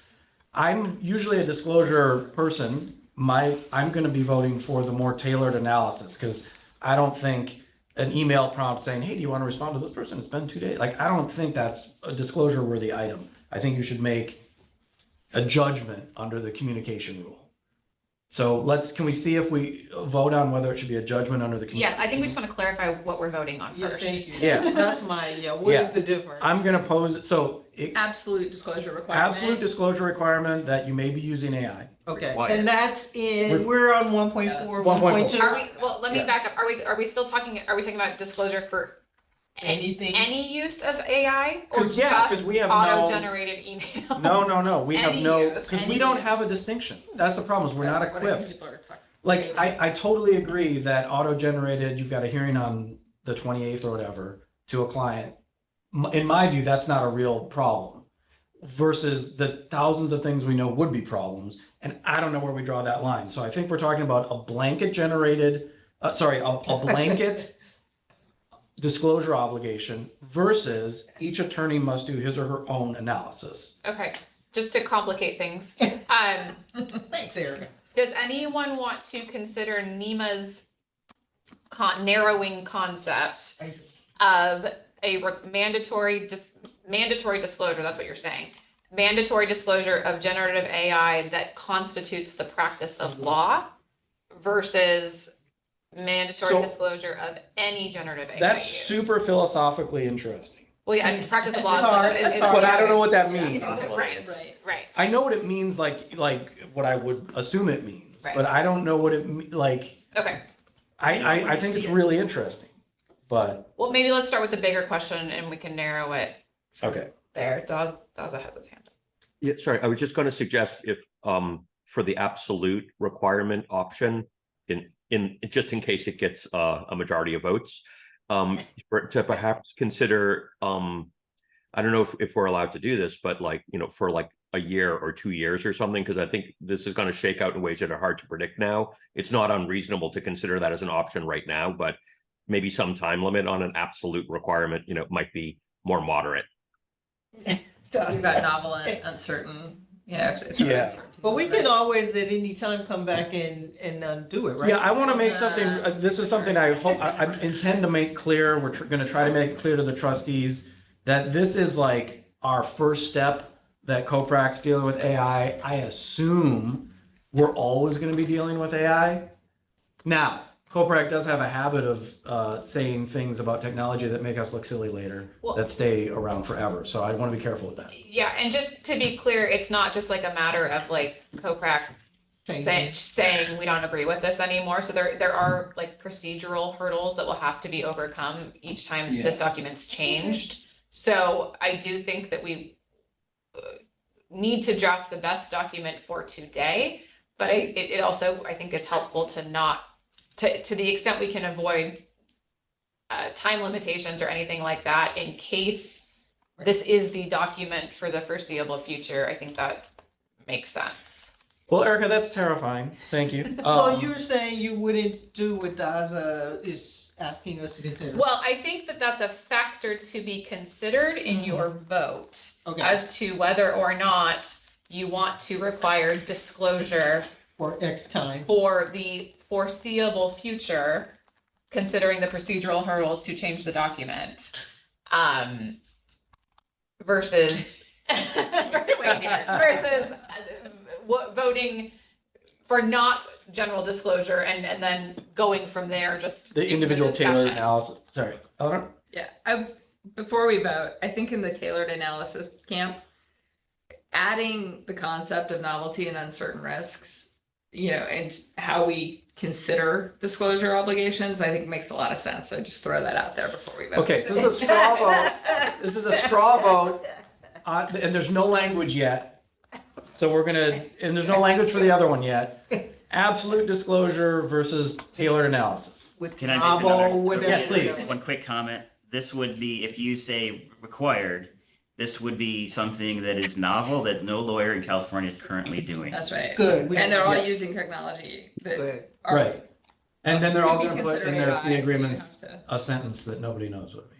That's what we're saying if you vote yes. If you vote yes. For absolute. What we That's were all right. saying if you vote yes is essentially that any lawyer who doesn't already have this in some agreement Mhm. and is Put it using in. it is outside of the bounds of 1.4 right now. Well, maybe not an agreement, but Or has not disclosed it in some capacity. yeah. and Is currently out, it's currently violating 1.4, just to be really clear what we're saying. Right. I Okay. think Is the anybody trustee, saying I that? think the trustees will like that. My sense based on the assignment, right? They want So everyone they- out of compliance. No, well, they want Yeah. people to be more forthright. Otherwise, they wouldn't give us this assignment, right? So they have a concern. But I just, again, just. I understand. Okay. Okay, Do we know what Florida is doing, Daza? I think we should pay some mind It's to a what camera game. other states are doing for consistency's sake, right? I mean. I added in the chat a link to where Yeah. they're at right now. If What- they're in a what was comment the period answer? they're in a comment period through November 30th. Yeah, they are considering whether informed consent, which is a separate question from disclosure, whether informed consent is required for generative AI use, and they have not defined it. Well, currently. So they're already got to the point where disclosure is required, and now they're just trying to figure out if there needs to be informed consent. They You know what I took mean? that, well, nothing is Combined. final, they took that leap in Leap. their, but it's just a question that's pending for public comment, so they haven't taken any action on it, it's just a question that exists for people to weigh in on, they have not said disclosure is required, and they also have not said informed consent, they haven't, yes. Okay. You guys are fortunate in being likely the first to weigh in this space. fantastic. Yay. Okay, Lead. fair All right, enough. let's do our straw poll.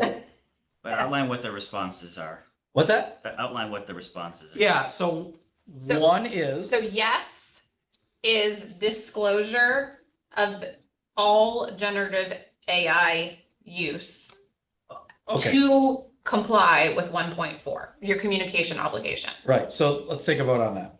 Okay. And a no is something else. Right, then we'll talk about no. What? Should we Wait. start with So no? we probably only. Yeah. Can we just have choices to the two choices? Well, so we can do Oh. choices. One is absolute disclosure obligation versus tailored analysis, A and B, Yeah, one something or two. else. Just, yeah. Yeah. And so the second one, tailored analysis, what's the sentence the whole sentence related to? I think that would be That's what the is on the close to what is on the screen. We can fine tune it. And Raquel, I realize you can't see What's it. on the screen? So what is on the screen is a lawyer should evaluate their communication obligations throughout the representation based on the facts and circumstances, including the novelty of the technology and risks associated with generative AI use, the scope of the representation, and the sophistication of the client. Okay. It could be including, we could make it even including but not limited to. I mean, that's what including means, but if we really want to point it So out. we can call I that use B. one word when you could use three. We can call that B, and A is you must always disclose everything. Sure. And we could do an A-B vote here. Okay. Does that Is that work? possible? Plus. B plus minus. B subject to Okay, modification. right, yes, Right, yes. okay. Okay. Directional. So just to make it easier for Angela, a yes vote is A, which is disclosure of all generative AI use. And a B is, No? it's just, I think it It's just a needs to be different- not that. Okay, yeah, Okay, okay. so it's simple, like that. okay. So yes is absolute disclosure. All right, taking the vote, Brown, Yes. Bradley, Shivers, No. Desmond, Mark? Well, I vote for door number 3, which is you don't have to disclose anything that you've actually verified. That's a no, I think. That would be a I no. go for the qualitative analysis, whatever that means. Okay, that's a no. Okay, Mercado, No. Leos, Sorry. O'Reilly, No. Poindexter, No. No. Ravi, Star, and Krieger. No, All right, so. as a first disclosure. Nima, are you obligation, I will voting not as begin. us? So the no's have it. Yeah, I mean, I would vote yes. But Thank you, Nima, my brother. It's because the problem is that this is such a world changing technology that we just don't understand. I mean, I have it in my engagement letters, and I think that you can adequately advise a client that you're doing it without putting a significant burden on them. And just like if I were having a lawyer represent me, I would want to know that they're using this stuff, because at the end of the day, like to me, like that impacts how I view the representation. So you could definitely say, like, you know, here's an example of a disclosure, like an acceptable, or like something like a disclosure that, you know, would at least advise them of the notion, and that they have further questions about it, they should have the ability to ask. And so that's the way I view it. But I understand that the balance of the committee is going against it. So, but yeah, I think that's those my view. concepts would be helpful. That's okay, Well, Nima. I mean, They haven't caught up with us, Nima. We give them some time. We'll get them. Yeah, but I think the way that you Caught up with formulated us. that, You guys are ahead of your We're time. ahead of our time in our. So Yes, Vikita's got a comment. I think the way you formulated the vote made it very difficult for to say yes or no. It was, okay, disclosure with everything, right? Right. Versus no. So that's, I mean, it made it kind of tricky. So it was like, okay, I firmly still believe that you need to disclose that you're using AI. But then the way that you formulated the vote was you need to disclose every single thing that you're doing from AI. And that's not what I'm saying. I'm saying No, you just I need think to- every use. Yeah. I'm sorry, I understood it as disclose any use of it, not what the specific use is necessarily, Yeah. but the use. Okay, that's So- not how I Exactly. understood it. Because we've I'm never not sure it changes. defined, because I don't know that we're equipped to define, Right. you know, what moment it changes from being just a calendaring program or something we don't have the concerns about to something we do have great concerns about. I don't think we're technically equipped to catch that tipping point, and that tipping point is going to change really quickly as the technology changes. Can I? So I'm not. But I saying also think that you're including things in Yeah. there that we typically don't consider to be AI. A calendar reminder, this, that, and the other, that's something separate than I'm gonna go use this for a specific thing. So I think when we're, you know, I agree to you to a certain point, but on the flip side of that, you know, the whole AI piece is unknown, but we know that we are specifically using AI for very specific things. So I think in that particular area, yeah, there should be some disclosure. But on the flip side of that, you know, you're going to send a calendar email, you're going to do this, you're going to do that. That typically doesn't fall up under that category. Right, Cassie? isn't this the perfect example where we're not saying we're saying that we're not saying that disclosure is required under the rules, but we can put it into a best practice or practical guidance and strongly recommend that it be disclosed, especially, you know, given that it's so uncertain. And especially if you are dealing with unsophisticated clients who just, you know, would have no understanding of how it's you know, it's varied applications in the law practice. You're not making it a requirement. I think that's right. Okay, so let's go Joel and then Nima, real quick. Okay, I can't think of a single disclosure rule in the current rules that doesn't, that is required where there isn't an associated risk that has to be disclosed. What is the risk that will be disclosed when I mention I'm using AI? What's the risk? You're going to lose the case, and your confidential information is going to go away. That's the not a uncertainty specific of it risk. all. That's possible. That's not in all cases. Well, It may be or may not be. Because That's it's so significant. uncertain. It's so It's too- uncertain. That, But I, it's not always uncertain though, right? So if you're a firm that's bringing in a vendor and you've negotiated an agreement where you're training it only on a certain set of documents, you scrub those documents, maybe it's even like just cases and Right, but- opinions. yeah, but Is then that's there- where the best practice wouldn't apply. So that's why I'm saying it's not a requirement, but it's not, that scenario is where, Yeah, you know. that's what I was countering. Yeah. You can control for that uncertainty, but where it is uncertain, unknown, because it's novel, like those are factors to consider, I think, in evaluating whether or not you have this obligation. So, well, that was a really successful, clear. Exactly. I achieved my goals of giving That us really a helped us. straight path forward. That really helped us. This is good though, because that means we're really struggling with Yeah. this, and this is what it's meant to do. If we don't, so I think we know how the straw vote turned out, right? So, do we like the formulation? Should we go to the formulation, or do you have another?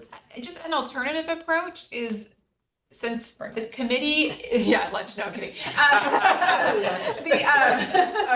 Since the group is struggling with consensus on this issue, maybe that's just something that is pointed out to the board.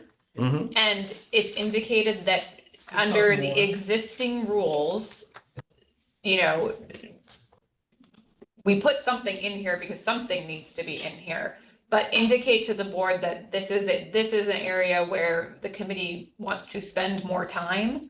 That's fair. Great idea. In the long term. Would you put that in the grid, or would you put that in the executive summary? I would put that in the board memo. Board memo, that's what I meant. So that would be what's given to the Board of Trustees. That's not, just to be clear on audience, so the memo to the Board of Trustees section is what goes to the Board of Trustees with your recommendations.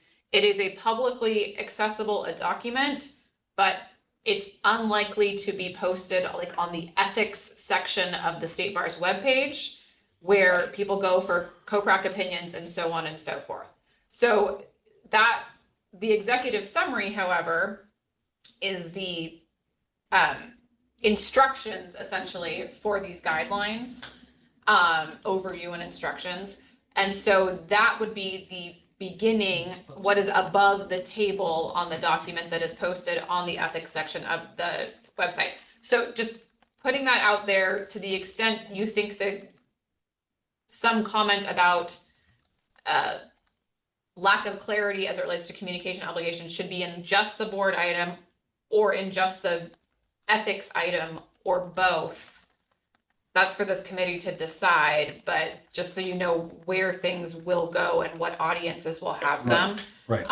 Just a point, one more thing on the audience. The board will get the memo to the board, and obviously they will get the entire ethics document as well, because they have to approve it in some capacity. Okay. I think what we should do right here for the minimum ethical requirements is, if you can see what's on Erica's screen, and Raquel can't see it at all because it's so small. That's okay. But I think we should see if we can get agreement on this phrase, and then we can, if we want to, put a parenthetical there that this is an area where the committee wishes to further examine or something.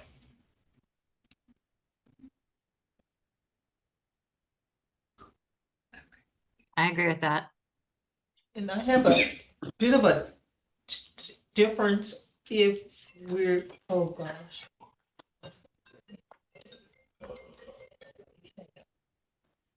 Which is, maybe we can generally loosely say that's what it is, but at the end come back, because Sure. maybe as we go through, We'll have more tweaks. we'll just have, and we just may have more clarity on, okay, here's what we would actually want to do with this one. Is it lunchtime? Lunch is here, but you, depending on what the pleasure of the chair is, as far as.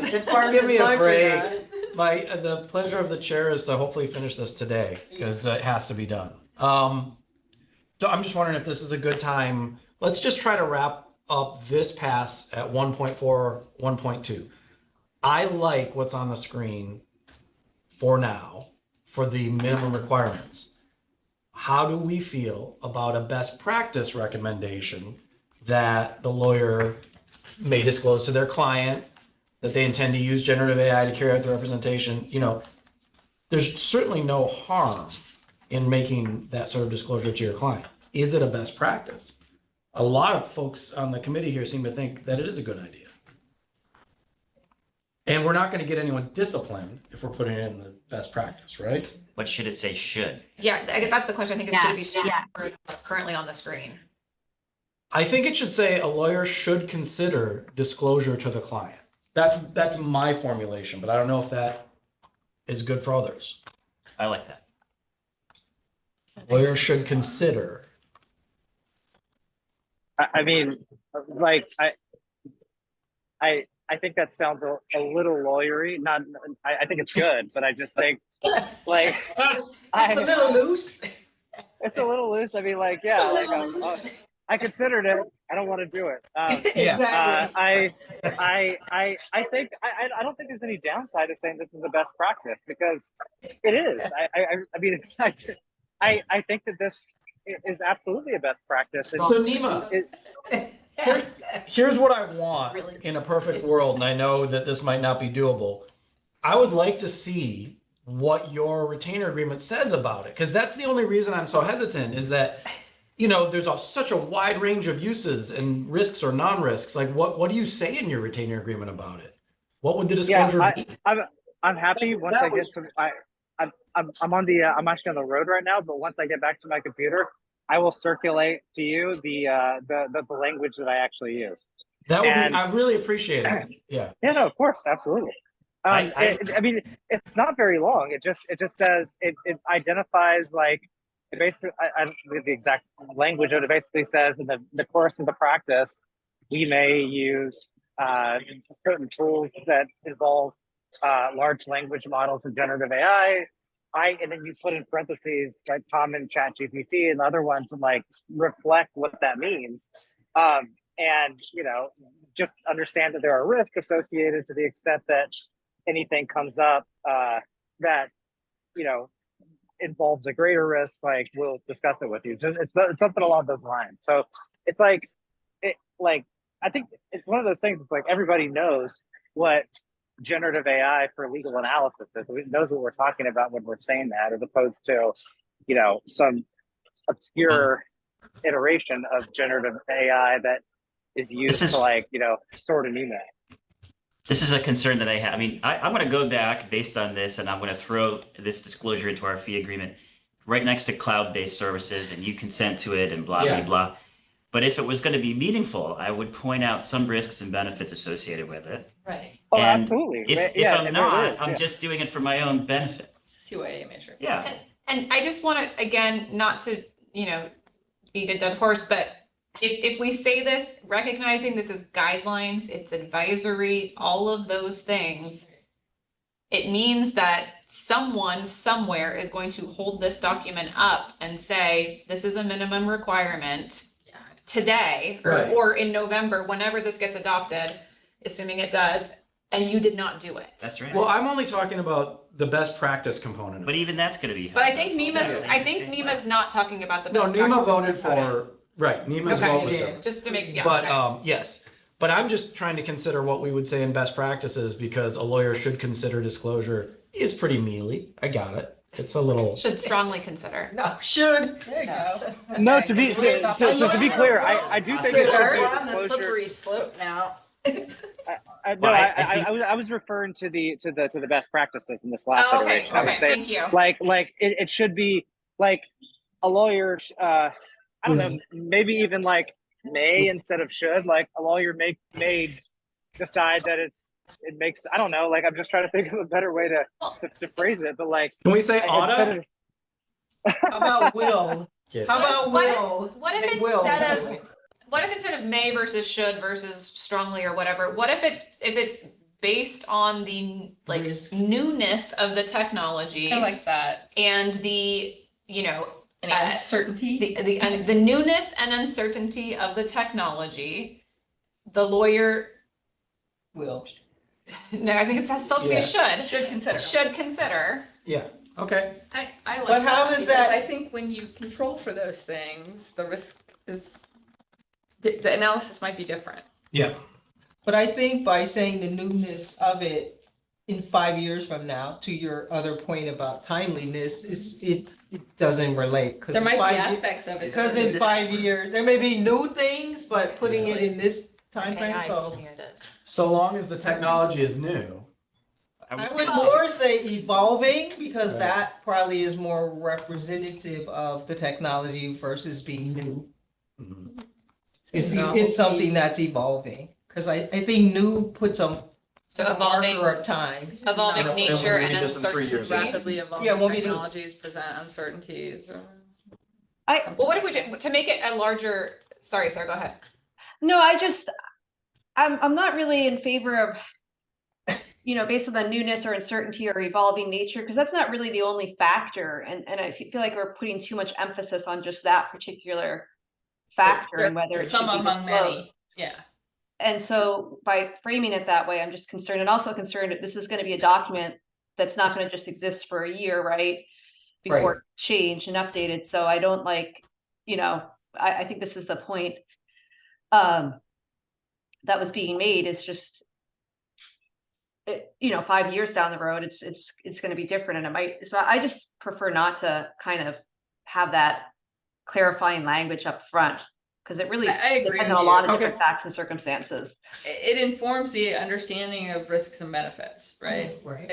It could create greater risks. But I think the standard of risks and benefits is pretty solid. So, And it's just, they're just factors that inform it.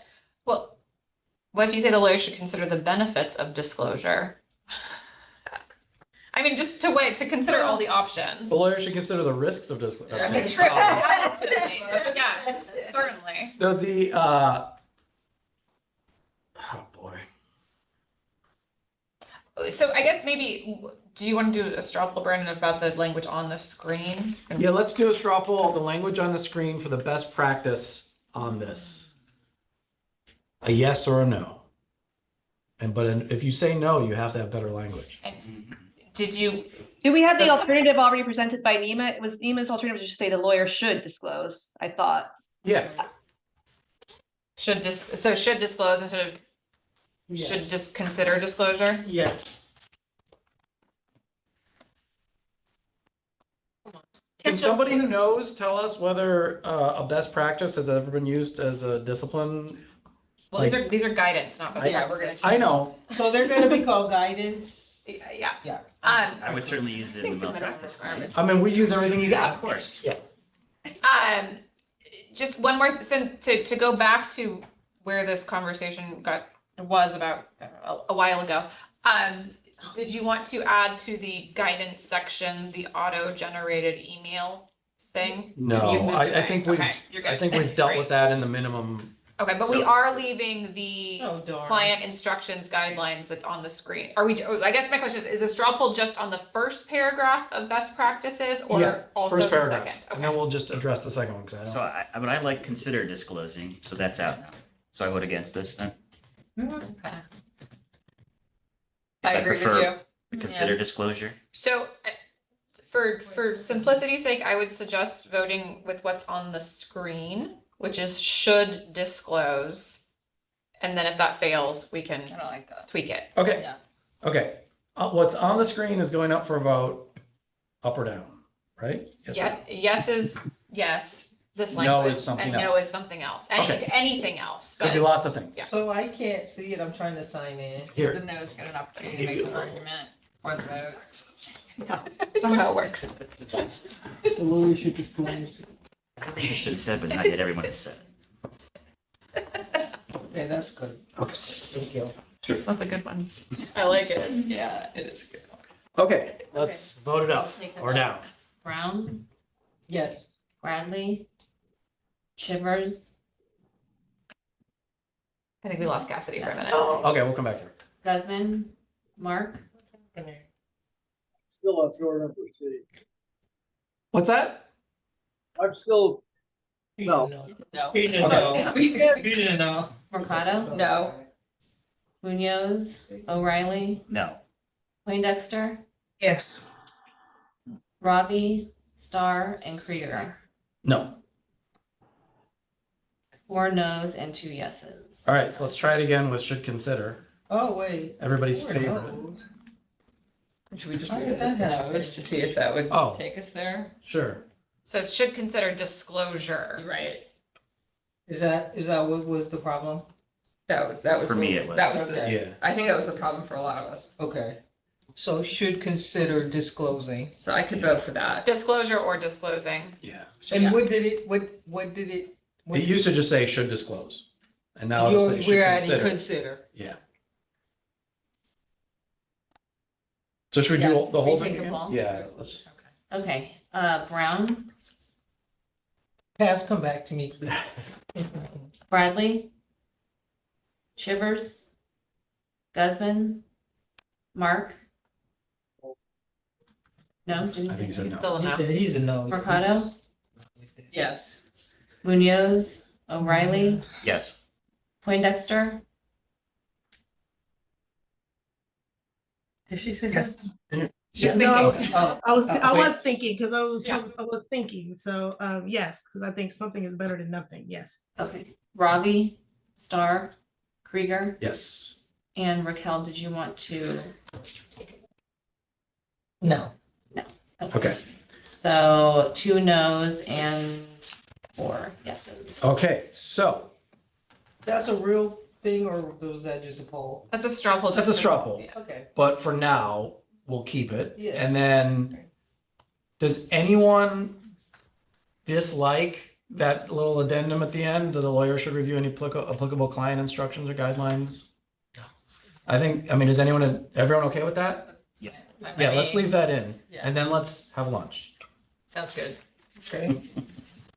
So it's 12:19. When would you like to return? What's the recommendation from staff for how long we should eat? We Is- Well, I'll say we typically give an hour, but I guess the question is, do we think we can get through the AI work? Let's do 45 minutes. Yeah, so we can have enough time. Oh, man. What's wrong? We're gonna be So back. 1:05? Yes, please. Thank you all. See you soon.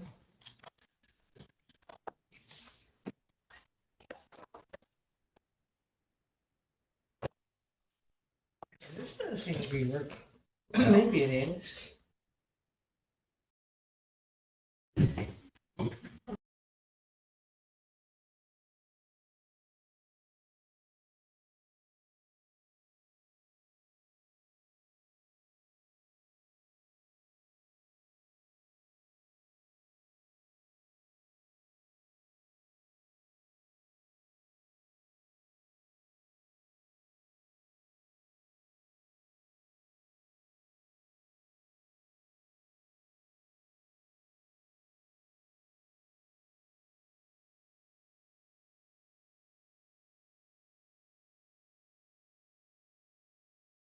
Firms. We're public, especially just so you know. firms Okay, hey, Vakita. That have heavy incentives to generate Yeah. cash. Yeah. Like you're the person. I think she can. Vikita, can you hear us? We are. Yeah. Nope. I mean, it's- Structurally and in individual instances, I wanna it's like ask her stop about-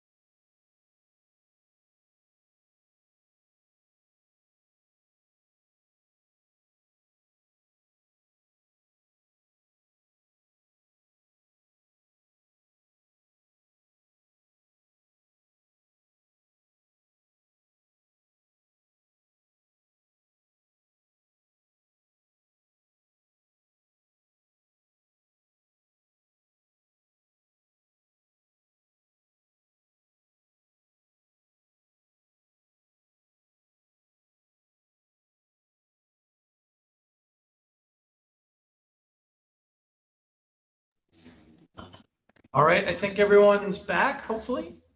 I'm gonna put that on. Raquel, you wanted to say something to start? No?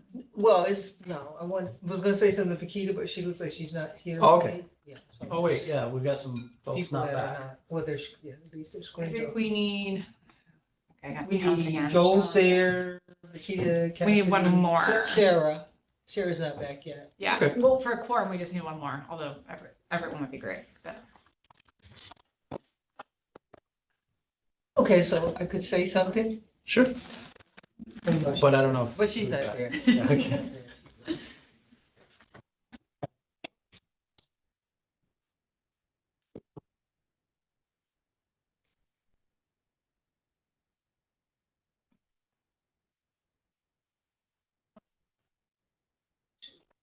Spread out.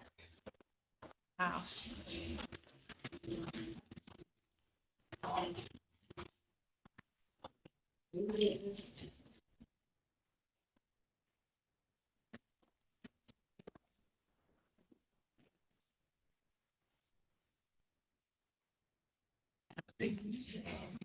Yeah, really.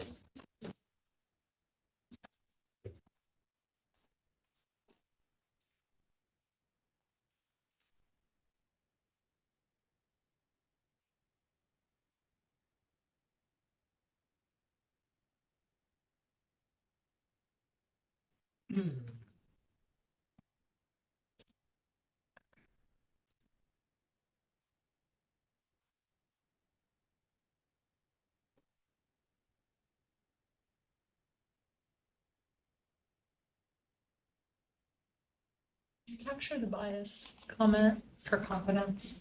I don't have it. Yes. Okay. Well, you tell me, it's in the first line of that section. I don't see Can it. you It put might your be on document Avatar, up? but it's not a. Oh, you know what, it might be in my document and not, That's okay. As long as you've got it, I think. I have it. Okay. Up to 1.1, scroll up.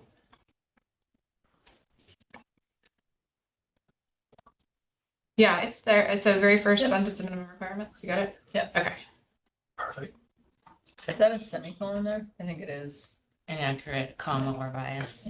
Yeah, I never would have made that mistake. They would have fixed it too if you put it in there. If you put it in AI, which was, no problems. Yeah. Would fix that and everything else you wanted. And as Daza showed me, point out everything that's wrong with your document.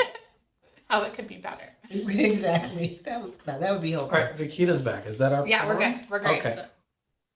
Okay. Welcome back, everyone. We're gonna dive right back into our document. Raquel, did you want to say something first? No, thank you. No. Okay, great. So, we've done confidentiality and competence and diligence. Eleanor, do you want to talk about your suggestion in confidentiality? Sure. Yeah. So let me pull it up. I think we've also done communication. So Yes, We've made sorry, you are progress. correct.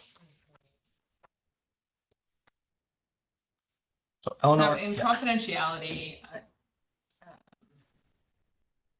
the second paragraph, which is really the first minimum requirement statement. My suggestion was that be moved down to the best practices, what we're calling right now the best practices section, so the guidelines section. And when I first read it, it didn't strike me as problematic, but as I reflected on it, I think this kind of implicates some of the issues we were talking about earlier with respect to the scope of the matter. If a client directs the uses, do you still have the obligation to look at the terms of use if they're familiar with them and they've approved them? Right. Do they not, if they don't want to pay for that? Like, I could just see this as something that you really should consider doing, and it might be a best practice to do it, but it's not always required to honor your ethical obligations to a client. So that's the paragraph that starts, a lawyer should review the terms of use, just to make sure we're Right. on the same page. Okay. So the idea is just to move that to the best practices. And I think that's a good idea too. Does anyone object so we can avoid a straw vote?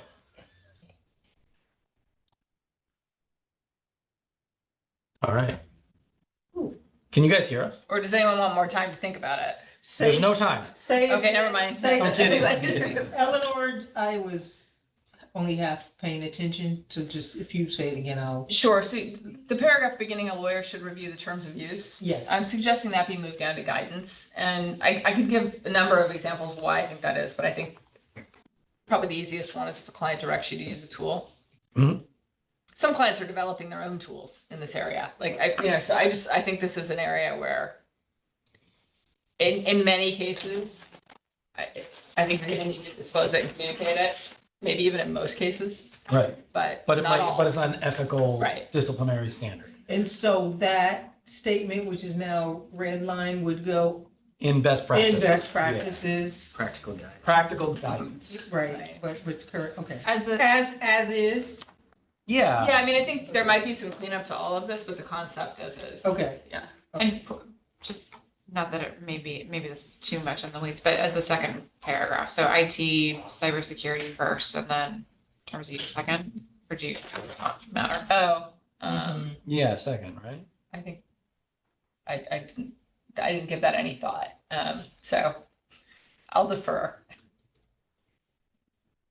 I actually, I think it's better as a second, because I think it's a narrower directive than the first one, but. Okay. Okay. And I heard no objections, so hopefully people actually can hear us. Yeah, this is Sarah. I just had a quick question. Yes.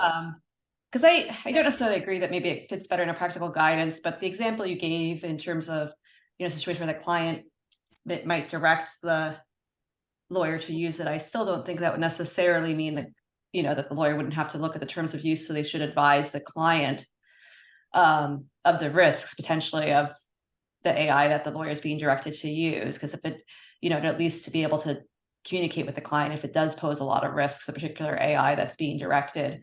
But it sounds like you have other examples too, for why you might think this is more of a practical guidance as opposed to a minimum requirement. And Yeah, I I mean, I understand think we're- there could be different facts, but I'm just curious to know of another example you had. Well, maybe at a baseline, the principle would be like where the client understands it already and it's directing it. I don't think there's a duty to communicate, right? Gotcha. If a client is sophisticated enough about it, and That I makes have sense. other examples. Okay. Yeah, that's helpful. That context, that makes sense to me. Okay. So I think we can move on to some of these duties that we haven't talked about yet. So let's move to the duty to comply with the law. There we go. So this is, the first paragraph should be non-controversial, I hope. And is nothing new other than we added, you can't do this in a house, you can't do it on a boat, you can't do it with AI. So, does anyone have a concern about the first sentence of the duty to comply with the law? And I don't mean to be heavy-handed and say it has to be a concern. If you have suggestions, anything for improvement.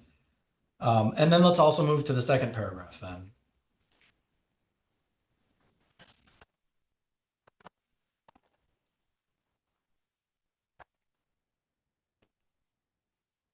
Well, I have a question. Yes. Erica brought this up before, but would this require you to assess and advise when the use of generative AI by a client is possibly going to violate IP laws or other things? That's like the new 1.16 diligence Right. question. Not in California. I don't know the answer to that. That was not my understanding, but that's a great question. I think it goes to 8.4 itself, and 1.2.1 more specifically is like the knowledge threshold. Like if you know your client is using generative AI to violate the law. Yeah. So it's the knowledge threshold. Okay. Is it unclear? I mean, is the I don't think so. statement unclear? I don't think so. I think, Okay. I guess the other question is just like, it's an open question currently whether all of generative AI violates all of intellectual property law. It sure is. So that's that's kind of an open question. And each lawyer has a disciplinary duty to analyze that. No, it's an interesting issue. You know, this is of course dovetails with competence too, right?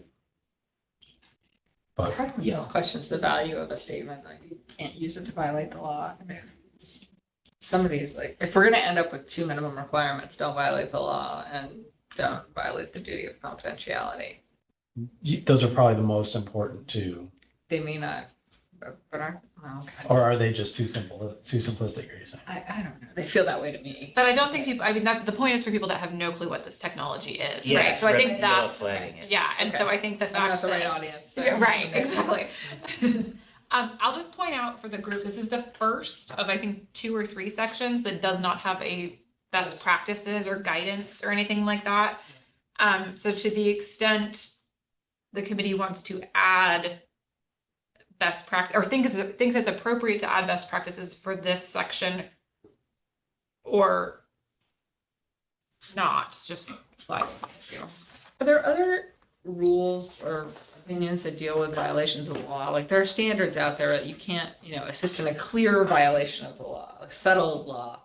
I think those are probably pretty relevant to, if we're gonna take this as a minimum requirement, given the uncertainties out there and how this is all gonna shake out, I think we should be careful about the standard. Is the question, are there? Do we have any standards we Authorities? could borrow from within the rules themselves? I know there are cases that talk about when a lawyer can advise on something that might be illegal, but There's the rule itself. There's like the marijuana opinion. Yeah. But other than that, it's case law. Okay. And I think at least the working group had initially decided this was going to be just a rules document, and then phase 2 might be a annotated Right. authorities document. Right. That was sort of a time frame dependent decision. Yeah, but there are ethics opinions. There's a few ethics opinions that address this, older ones. 1996-146, and then the marijuana opinion. Do we have any, so I might be making problems out of thin air, but the last clause of the second paragraph, you have to analyze these laws and regulations to ensure compliance. Are we afraid if we're making that a disciplinary standard that we're somehow making the lawyer guarantee that the client doesn't do something wrong? yeah, I don't think that's fair. To properly, assess, to advise, the lawyer's job is not to assist in the law breaking, but the lawyer's not like. To prevent them. Right. You could just get rid of the to ensure compliance. Yeah. Or we could tie it back to competency too. I think that's right. Well, also because if you assess that there is a violation, you can't do anything about it anyway. Mm-hmm. You can't tell anybody.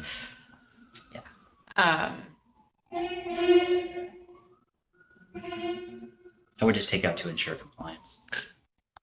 But I mean, I just, Isn't this one talking about two areas? One, you as a practitioner, and then you as your not you, but what your clients are doing? Isn't it not two things trying to be explained under this? yeah, so 6068A and 8.4 relate to the obligations of the lawyer to not violate the law, essentially, Right. among other things in Okay. 8.4. And 1.2.1 Client. is that you can't help your client violate the Right. law, or client or another person.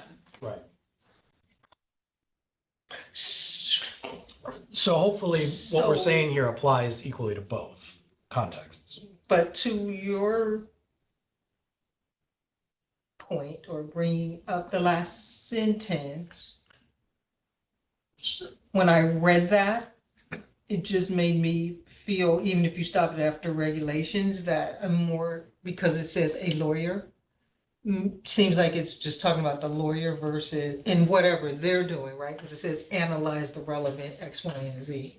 So I'm not sure it automatically translates to, oh, that is also supposed to be relating to 1.2.1.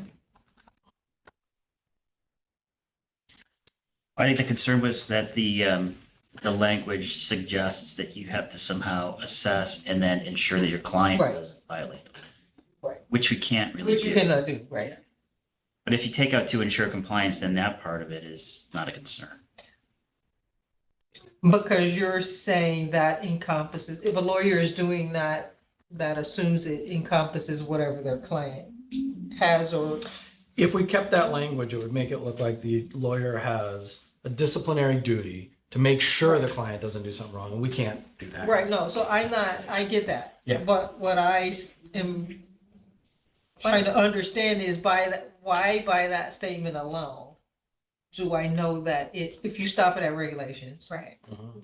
that it also applies to whatever my client is doing that? This implies Right. me as a lawyer is gonna look at what we're doing, but we're also gonna look at whatever our client. Well, I think that, so it could say, so I think that's what ties it back to competence, right? So you have to know, if you're advising your client, you have, and they're engaging in some activity. Right. You have to know if what you're telling them as it relates to their use of generative AI would violate the law. So that's kind of what that section's talking about. So It's broad enough, that's the Well, question. I think it could be clearer, but I guess, I mean, the language, the devil's in the details. You know, we could say to ensure compliance with their personal obligations, as well as, They can't comply on. Or you could say the clients, right? lawyer must analyze the relevant laws and regulations applicable to both the attorney and the client. there you go. Okay. I think you need both that, right? Attorney and client. Does that do it? Is this guidance or a requirement? It's a minimum requirement. Right, so now we're into Oh, like where no. with the requirement, I think do I have to this is- assess whether my client's breaking the law? Yeah, I mean, I think this is raising the standard beyond what's in the rule. The rule says a lawyer should not counsel a client to engage or assist a counsel in conduct that violates the law, criminal, et cetera, which is really different than. it's very different than what we're saying here. This is What if we get rid of that last sentence great entirely? expansion. We've stated that you can't assist in breaking the law or break the law, and we've said there's a lot of laws out there You should that could not. apply. Well, that could be a practical guidance paragraph. The whole thing could be moved down as a practical guidance, perhaps. Is there a best practice in not violating the law? Like, isn't it Not to just do it. minimal? But I think we Right. should use Like, the I think it's language of the all rule. minimal. What's that? I also think we should use the language of the rule, which is Yeah. not Yeah. advise or assist. Which I Counsel think to is vague. engage or assist. actually. Yeah. It's, you cannot counsel them to do it.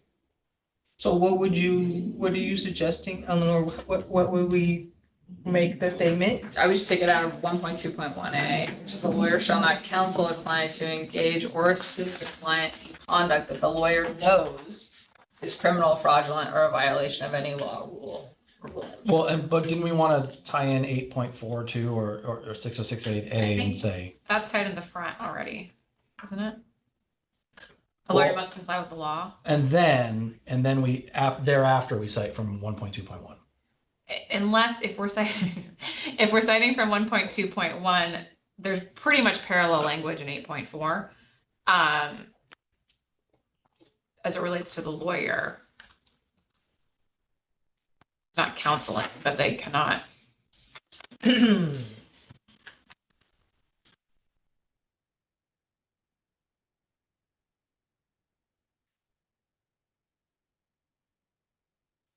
So I mean, like 8.4b is cannot commit a criminal act. C is dishonesty, fraud, deceit.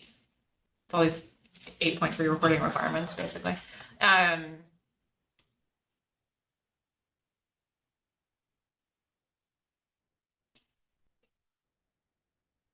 Eleanor, what do you think about removing keeping the language in the beginning of 1.2.1? Counsel a client to engage or assist a client in conduct that the lawyer knows is a violation of any law or rule? Or do you want to keep all of it, the criminal, fraudulent, et cetera?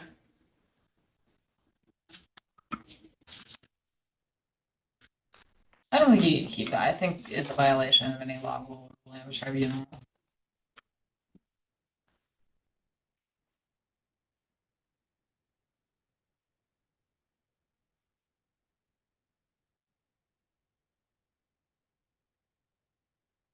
I literally thought this was going to be the fastest one. See, I'm learning. Okay. So let's, can you throw that on the screen? Here, I can chat you. Okay.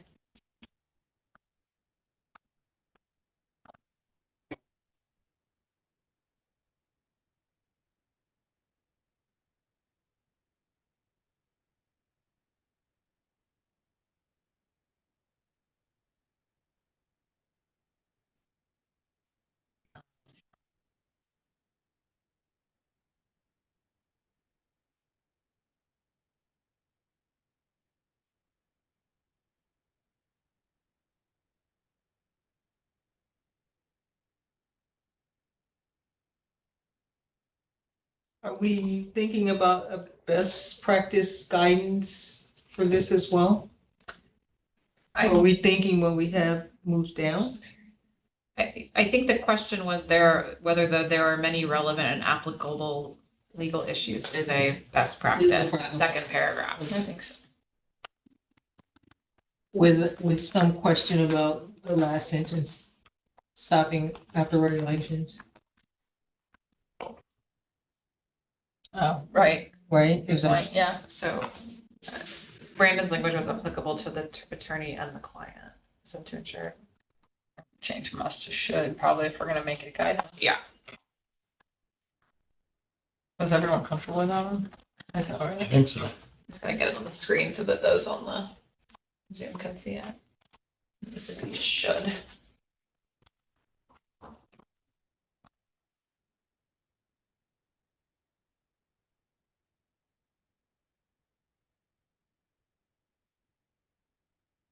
Yeah, that's good.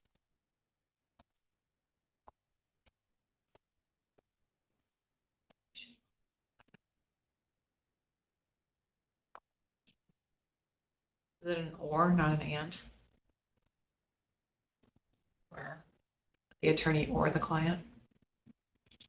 Not, it's not rules that are applicable to both of them at the same time. I hate that rule. Or I hate that part of speech rather. I think you're right.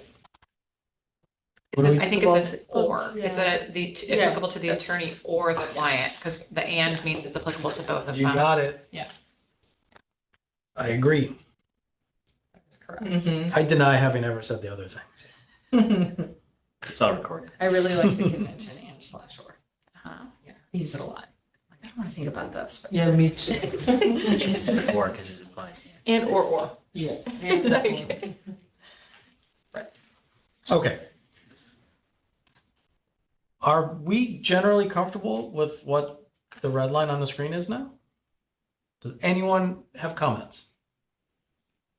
Sarah looks like she's coming off mute. Sarah's Can't about see to it say this something way. smart. I don't know. Are you talking about me? Sorry, I think it looks Yeah, great. you look like you were. She's like, I don't know if it's smart, but I'm You, gonna say you something. look like you're about to say something brilliant. No, sorry, I was just reading it, but it looks good. Okay. Joel. Yeah, yeah. No, I just have a little observation. Taking this as an example, what we've said in the minimum requirements is exactly what those rules say. So what we're really adding is some observations about what are the best practices with this tricky AI stuff that we've got to be particularly aware of so that we can be in compliance with those things. I agree with you, Joel. I think Yeah. that's the approach we should take. I'm kind of leaning heavily in that direction because I think unless we're changing rules, all we're really saying is comply with the rules when you use generative AI. But I think that's a comment, and it's like, that's an important thing in itself, that these rules apply to AI and they need to be Yes. assessed that way. Yeah. Agreed. But is it, do Say you at say the the minimum beginning- requirement is to comply with this rule, or this rule applies and here are the ways it can apply and here are some things to think about? I mean, it's just, I think it's framing. Yeah, but I think the requirements are requirements because the rules are the rules, right? So you say there is a rule that applies in a context of AI. Here's some other things you might also think about. Applies to the. So I That's guess, fair. is the issue with what is now the best practice? Or is it, Joel, I guess, my question to you, Joel, are you okay with the minimum requirement or okay with none of it? No, I mean, the overall conclusion, I think, is that whether you're using AI or not, you've got to comply with all the rules of professional conduct and applicable stuff. And there's nothing about disclosure of using AI that absolves you from complying with all those things, keeping information confidential, acting competently, all that kind of stuff. So what we really ought to explain here is that just that. We have concluded in our review that all the rules apply if you're using AI, and that disclosure aside, but anyway, all the rules apply. But here are some things you ought to think about with respect to specific rules that AI may challenge you, and here are the best practices or things to look at, rather than just repeating each time. You got to comply with a rule.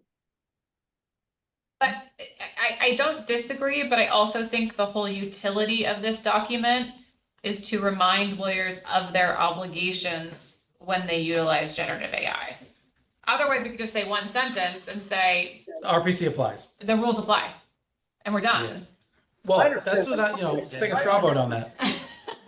Aren't we, but I think in this, Let's do that. I think in the summary to the document is where we're saying what, or we were Yeah. intending to be saying what you're saying, Joel. Yeah. That AI is nothing more than a tool, and all the rules and any other ethical, I'm gonna be loose now, considerations or obligations you have should be maintained. And then the specific things are just specific rules that the working group came out with that said, these specifically, we think we don't need new rules, because that was the question from the trustees. Do you need new rules? No, you don't need new rules. You need to just remember these basic ones.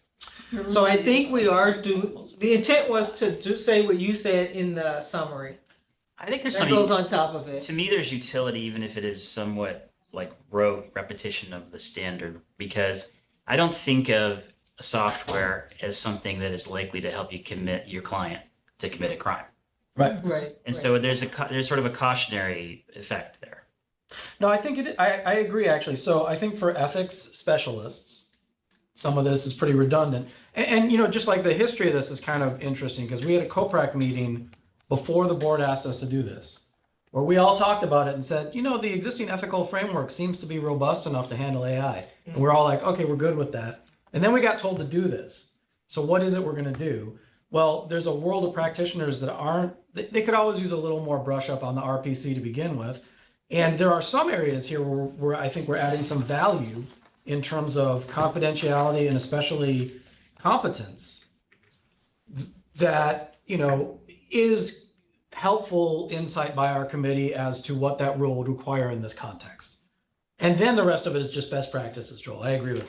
So then in terms of a structure, is it worth just restating the rule in connection with the use of generative AI and making everything else the guidance section? Like, here's how the rule's implicated, here's things to consider. Do you mean like quoting That's the rule? speed it up. Well, that's kind of what we're doing. I think we're like, for instance, with competence, I think we're reframing the rules requirement in this arena. Context. I do. We're not just saying, I think we're being a little more helpful than that. Okay. I could be wrong, as we've seen many times today, but I think we're adding a little more value than being totally rote. I agree with the duty to comply with the law. We're not, it's not that amazing, but it's a good reminder. I guess, Confidentiality would be the same though, I think, in some ways. so instead, maybe we started out with no, You mean that it adds them? Or that it doesn't? and that it doesn't. It doesn't. Oh, okay. Yeah, so in this one, we started out with there only being a minimum requirement and no best practice. Right. What if there is only a best practice and no minimum requirement? No. Why would we want to do that? I think this one's always worth restate. I know it's redundant, Yeah. but it's like, That's if you're reading That's the it, pain point. And if you're just gonna Yeah. restate the rule, then why not just stick with the rule and then give your interpretation of the guide? Or No, why you make aren't a we, great point. or why aren't we restating it in every rule and then applying That's what I'm saying, it, it'd be the easy and format. then, right. That would make this, I think, clear. Well, In I terms think, of getting to a work product at the end, I think it has Do you a think lot that'd be of, clearer? what has a lot of I will appeal. say, Rules are linked in the. they are linked, but I also Those wanna, are- Right. I'll just point out, these are the easiest rules to paraphrase to a certain extent. Most of the other rules are not. and Okay, have all the that's fair. comments and and exceptions and so on and so forth. There's really no exception to violating the law.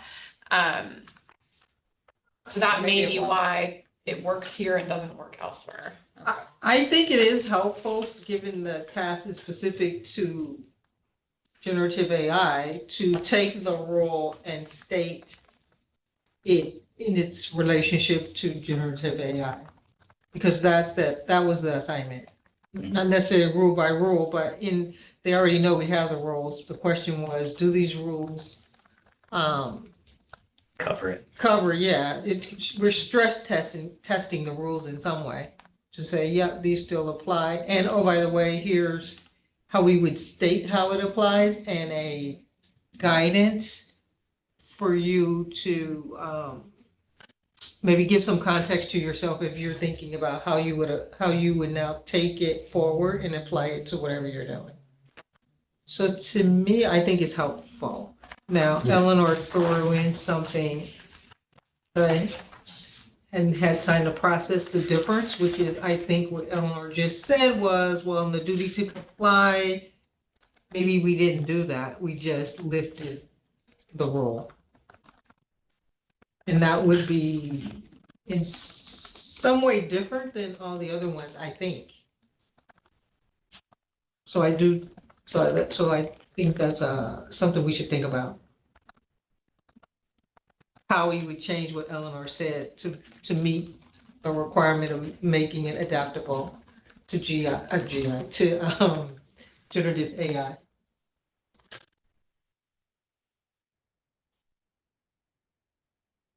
Because I think. I think the function of the minimum requirements to me is to point out instances when this is one where I wouldn't have intuitively thought that an issue would be, would come up in AI. Right. And so it is a little bit redundant because the rule says the same thing, but it's signaling that this is an issue with AI. And I wouldn't have thought that necessarily intuitively. So I think we're adding value here, especially for those practitioners that spend very little time thinking about legal Okay. ethics. I don't disagree with any of the points you're making. I'm just trying to think of our task and our audience. It might be an easier way. You've got it summarized, duty to comply with the law, and you set forth where those duties emanate from. And then instead of minimum requirements or best practices, considerations applicable to AI. There are, relative to this rule. The directive from the board asks for practical, it says it may include practical guidance, and you could just call it that. Mhm. In other words, we know the rules, that's the duty to comply with the law. Supposedly, we've all known that ever since we took the MPRE. But so now I'm reminded of it, and then I'd like, okay, give me a heads up when I use this new technology where I should think about those rules in an extra special way. So what would that mean in practice? Like, The whole column would be called practical guidance and it wouldn't have a distinction between the two. That's right. It's true. It would be essentially a statement of the rule and then how the rule, practical ways to consider the rule in the context of using generative AI. That would be sort of the approach. So it's a shift, but I think it'd actually speed things up a little bit. Isn't Maybe that- I'm optimistic. But you mean the agree. whole thing or just I mean, the? this rule, No, I this mean duty, or for every No, she duty? means everything. I mean everything. Yeah, Yeah, that's so- what. The That's what I was other, afraid of. Yeah. well, I think the other, It just shifts it into guidance and Everything's it makes it go pretty fast, I think, because you're not debating the shoulds or the musts and the shoulds anymore. Right. You're saying, hey, there's a rule that tells you what you must and should do. Unless we're proposing a new rule, I think that trying to reframe the rule with the language of AI and the current state of the technology it's challenging. I think I think that in part of what Joel's implying is correct, which is if you restate the rule, but not exactly, Yeah. then it's different. Isn't it a new rule? Right. It's an interpretation of a rule as Yeah. opposed to the guidance. And if we want a new rule, let's be clear and just We're not propose making. it. No, we're we not said wanting they weren't a rule. required to make. We a don't rule. need new. No, we're rules. not, but it says you can propose a change in the rule or, and if we want to, let's do it. Or a comment to a rule, but Well, it's interesting because the one where I think that's the most challenging is with our combined competence and diligence. Because we're saying some stuff that you're never gonna find in the rule, that, you know. so maybe there's, But if Something that entire different, a second different way column to is say it. practical guidance, some of it is talking about the rule, some of it's talking about application of the rules in different instances, but it's all just practical guidance. And so you're not suggesting that this is a new rule or a departure from the text of the rule or any other thing. right. And it can't be read that way. It also allows for it to be paraphrased. Yeah. Even the obligations can be paraphrased because it's guidance and not obligation. Right. So, that's pretty interesting. Let's see. Well, I'm just wondering if we are watering down anything that we think is critical yet. You know? I think so. The rules are still there. you know. Right. But there's nothing in the rules that say, you know, the stuff about maintaining your lawyer judgment and, you know, when you use technology, you're still responsible. Like the stuff we're saying in the minimum requirements in competence. We're, you know, that's kind of like a COPRAC opinion. That's an opinion of our But- committee. Okay, but what you just said is something different. So if there's daylight between this and the rules, then it is a new rule. Right. Well, I don't think there's daylight. This is our interpretation of what the rule would mean with respect to, It's your practical Daylight. guidance. well, but, or what's a COPRAC opinion? You know, we think Which the is rule still stands correct, for which this. is guidance. I mean, it's called something different, but it is guidance. Right. Yeah, it's not a requirement. But Okay. the opinions cite the text of the rule or reference it Yes. specifically. Right. And they do paraphrase it, but it's in that context.